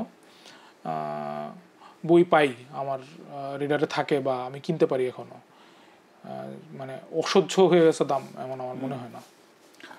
আচ্ছা, এবার কিছুটা কন্ট্রোভার্সিয়াল একটা জিজ্ঞাসা করি, সেটা হচ্ছে যে লেখককে কি তার পলিটিক্যাল আইডিওলজি দিয়ে গ্রহণ অথবা বর্জন করা উচিত, নাকি পলিটিক্যাল আইডিওলজির সময় তাকে একটা সেপারেট এন্টিটি হিসেবে বিবেচনা করা উচিত? লাইক আল মাহমুদের কবিতা বা লেখা যে স্তরে, সেটা দেখা যাচ্ছে যে তার পলিটিক্যাল বিশ্বাসের কারণে একভাবেই হয়ে গেছে। আবার ধরেন জাফর ইকবাল একটা দীর্ঘ সময় পর্যন্ত যেভাবে আমাদের ইয়াং জেনারেশনের কাছে ছিলেন, তার পলিটিক্যাল এই অ্যাফিলিয়েশনের কারণে এবার যে বইমেলায় তার বই বের হয়েছে সেটাই আসলে কোথাও করা হয়নি, ঘোষণা করা হয়নি। কিন্তু বই তো বিক্রি হয়েছে মনে হয়। হ্যাঁ, ওটা মেলার পরে আমি দেখলাম বই বিক্রি হয়েছে, বাট প্রচারণা করা হয়নি। হ্যাঁ, তো আমার জনরোষের ভয়ে। হ্যাঁ, আবার অনেক রাইটার মেলায় আসেও নাই। তো আমার কথা হচ্ছে যে রাইটারের এই যে পলিটিক্যাল অ্যাফিলিয়েশন বা পলিটিক্যাল আইডিওলজি, এইটা দিয়ে তাকে বিচার করাটা আসলে এটা কি ঠিক আছে, নাকি ওই শুরুতে যেটা বললাম দুটাকে সেপারেট এন্টিটি হিসেবে বিবেচনা করাটাই ম্যাচুরিটির লক্ষণ? আমি মনে করি পরেরটা, মেরিট যদি থাকে, মানে একজন গ্রেট রাইটার, তার পলিটিক্যাল ফিলোসফি আপনার সাথে যাচ্ছে না, পলিটিক্যাল চিন্তাভাবনা অনেক সময় মানবতা বিরোধীও। ধরেন ফর এক্সাম্পল নুটহামসন আপনি পড়বেন না, যদি পড়েন আর কি, পড়ে থাকেন, বা এজরা পাউন্ড আপনি পড়বেন না, পড়বেন তো, তাদের তো ভালো কবিতা আছে। ব্যক্তিগতভাবে ধরেন তারা নাজি সমর্থক, বা বাংলাদেশের ক্ষেত্রেও ধরেন আল মাহমুদকে নিয়ে যে ব্যাপারটা আছে, যে উনি কি বলে এটা, জামাত ইসলামের সাথে অ্যাফিলিয়েশন আছে, তো আল মাহমুদের তো দুর্দান্ত সব কবিতা আছে, সেটা আপনি পড়বেন না? তো একইভাবে ধরেন সৈয়দ হককে যারা দেখতে পারে না, আওয়ামী লীগের সাথে টু মাচ ইয়ের কারণে পক্ষপাতিত্বমূলক লেখা আছে তার, তো কিন্তু সৈয়দ হকের তো অসাধারণ সব উপন্যাস আছে। ফর এক্সাম্পল আপনি দ্বিতীয় দিনের কাহিনী পড়বেন না, তো ওই না পড়লে আপনি বঞ্চিত হবেন, কিংবা এক ধরনের ক্রোধ থেকে আপনি বাদ দিয়ে দিতে পারেন, কিন্তু ট্রু মেরিট ওয়ালা লেখকদের তো আসলে বাদ দেওয়া যায় না। একজন ট্যালেন্টেড রাইটার, আপনি সে যদি বড় লেখক হয়, তো আমি মনে করি তাকে তার চিন্তার জায়গাটা আলাদা, তার পলিটিক্যাল মেমোরান্ডা যেটা, দ্য পলিটিক্যাল যে প্রোপাগান্ডামূলক লেখা, সেটা বাদ দিয়েও যদি তার নেয়ার মতো কিছু লেখা থাকে, সেটা আমি মনে করি আপনি নিতে পারেন, এখানে আমি কোনো সমস্যা দেখি না। এবং আপনি পড়েন, সমালোচনা করেন, তাকে কাটেন, বুদ্ধি দিয়ে কাটেন। আপনি বাদ দিয়ে দিলেন, তার বই পুড়ায় ফেললেন, বা তাকে ব্যান করে দিলেন সব জায়গা থেকে, এটা আমি মনে করি না ঠিক আছে। এই প্রশ্নটাকেই যদি এখন আমি অন্য একটা পার্সপেক্টিভ থেকে দেখি, যে একজন রাইটারের কি উচিত যে এরকম রাজনৈতিক রেজুর ভিত্তি করা, যে আপনার একটা পলিটিক্যাল আইডিওলজি থাকতে পারে, কিন্তু আপনার দল অন্যায় করতেছে, তারপর সমর্থন করতেছেন বিকজ সে আপনাকে পালতেছে, ওই জায়গায় থেকে কি রাইটার নিজেও কি তার বিবেকের কাছে আসলে ওখানে প্রশ্নবিদ্ধ হয়, নাকি সে ওই জায়গায় নির্বিকার থাকতে পারে? রাইটারের এখানে ঔচিত্যবোধের জায়গাটা, তাহলে ঔচিত্যবোধের জায়গায় এখানে মানে আমি ব্যক্তিগতভাবে তো আমি বলতে পারি যে থাকা উচিত না। উচিত মানে আমার পছন্দের, ধরেন আমার পছন্দের পলিটিক্যাল পার্টি আছে এবং সে হচ্ছে অন্যায় করছে, তো তখন অবশ্যই সেটাকে সমালোচনার দিক থেকে দেখতে পারা, এমনকি প্রয়োজনে তাদের সাথে সম্পর্ক ত্যাগ করে ফেলাও লেখকের জন্য জরুরি। যদি মানে লেখকের মূল ক্ষেত্র হচ্ছে মানুষ, জনপদ, তো সেই মানুষের ওপর যখন অত্যাচার হবে, অন্যায় হবে, এবং সেটা আপনার অ্যাফিলিয়েশনওয়ালা দল করবে, তো স্বাভাবিকভাবে আপনি সমালোচকের জায়গায় চলে যাবেন, সেই দলের বিরোধী জায়গায় চলে যাবেন, এটা জরুরি। কিন্তু এখন যদি বলেন যে সেই লেখক করতেছে কিনা, সেটা তার একইভাবে ব্যক্তিগত ব্যাপার, যে উনি ব্যক্তিগতভাবে চিন্তার জায়গা থেকে ধসে গেছেন আমি বলবো, কিন্তু আমি সমালোচনাটা করবো আর কি তার, কিন্তু তাকে মানে কন্ডেম করা যেটাকে বলে, যে সে বিপদে পড়ে যাক, তার জেল জরিমানা হয়ে যাক, মানে সে তো তার যদি কোনো অপরাধ হয়ে থাকে সেটা তো বুদ্ধিবৃত্তিক অপরাধ।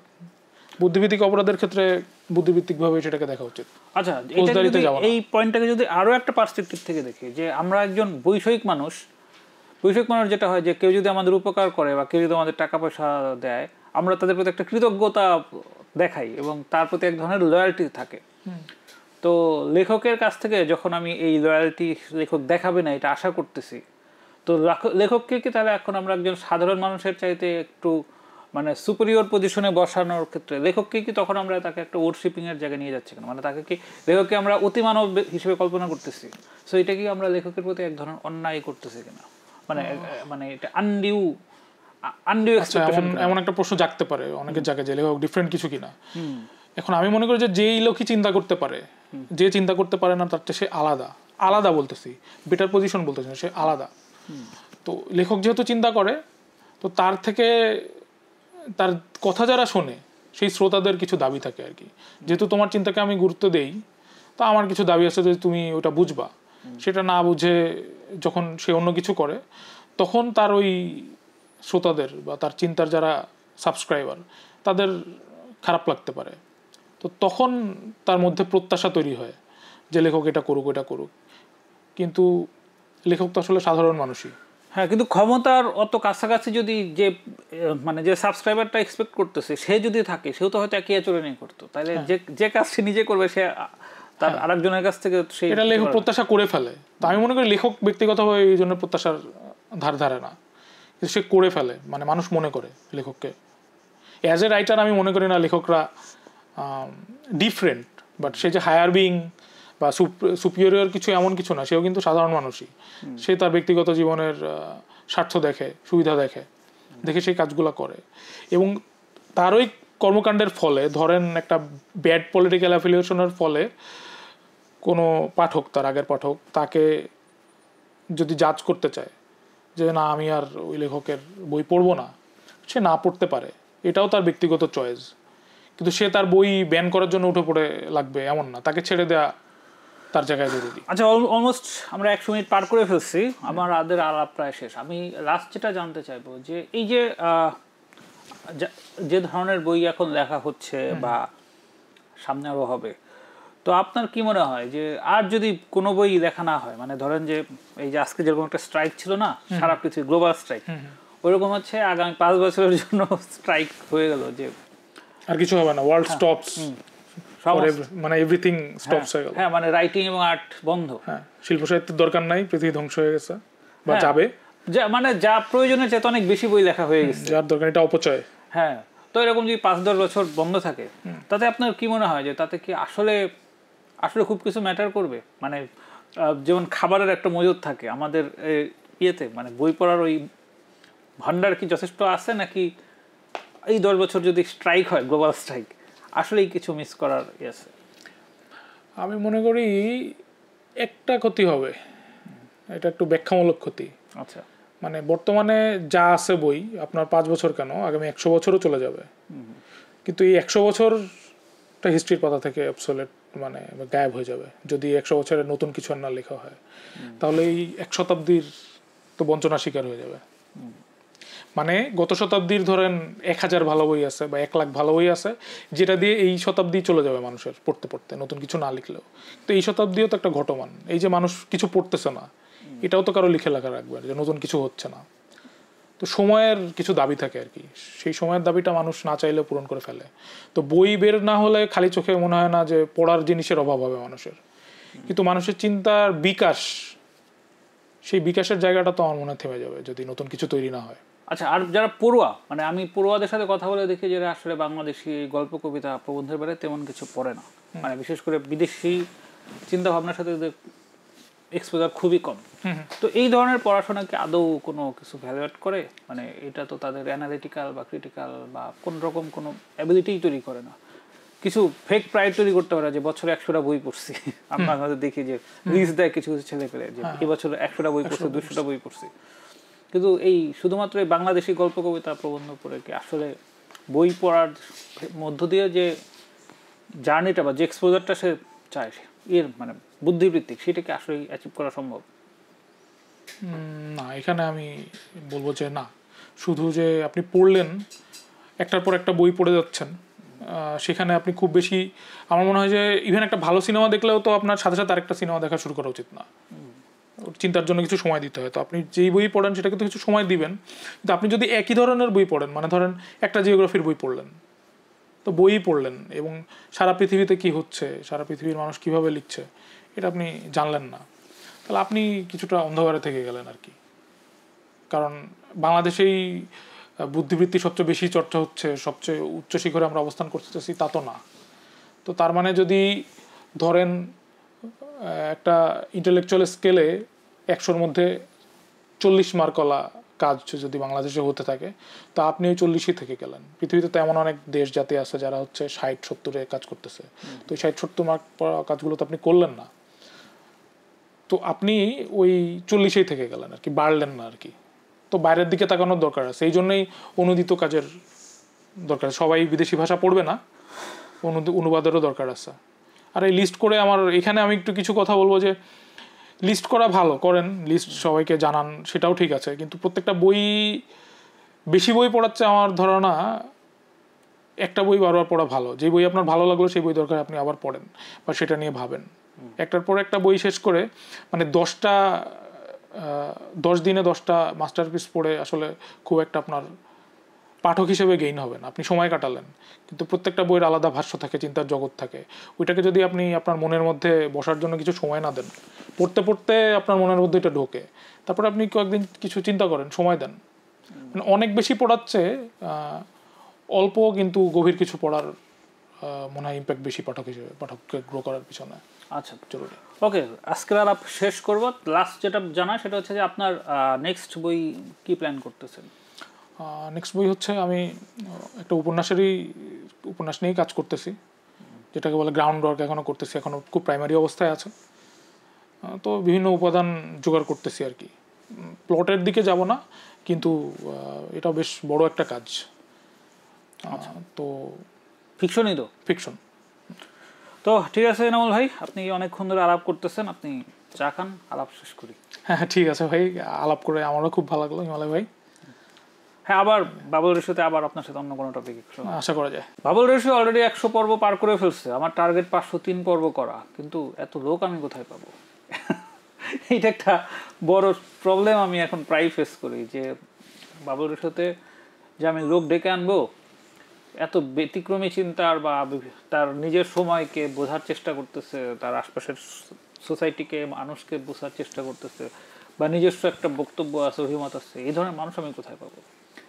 তো এই মানুষের সংকট আমাকে একটা বড় ক্রাইসিসের মধ্যে ফেলে দিচ্ছে।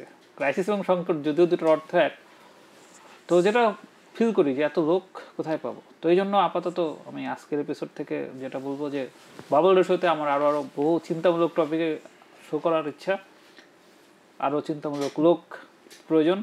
তো যেখানে যত চিন্তাশীল লোক আসছেন আপনারা আমাকে নক দেন, চলেন বাবুল রেশিওতে কিছু এপিসোড করি। এটা কোনো ভিউ বিজনেস নাই, যেহেতু আপনি নিজে দেখবেন যে কোনো এপিসোডই 1000 পার হয় না, খুব দু একটা কম।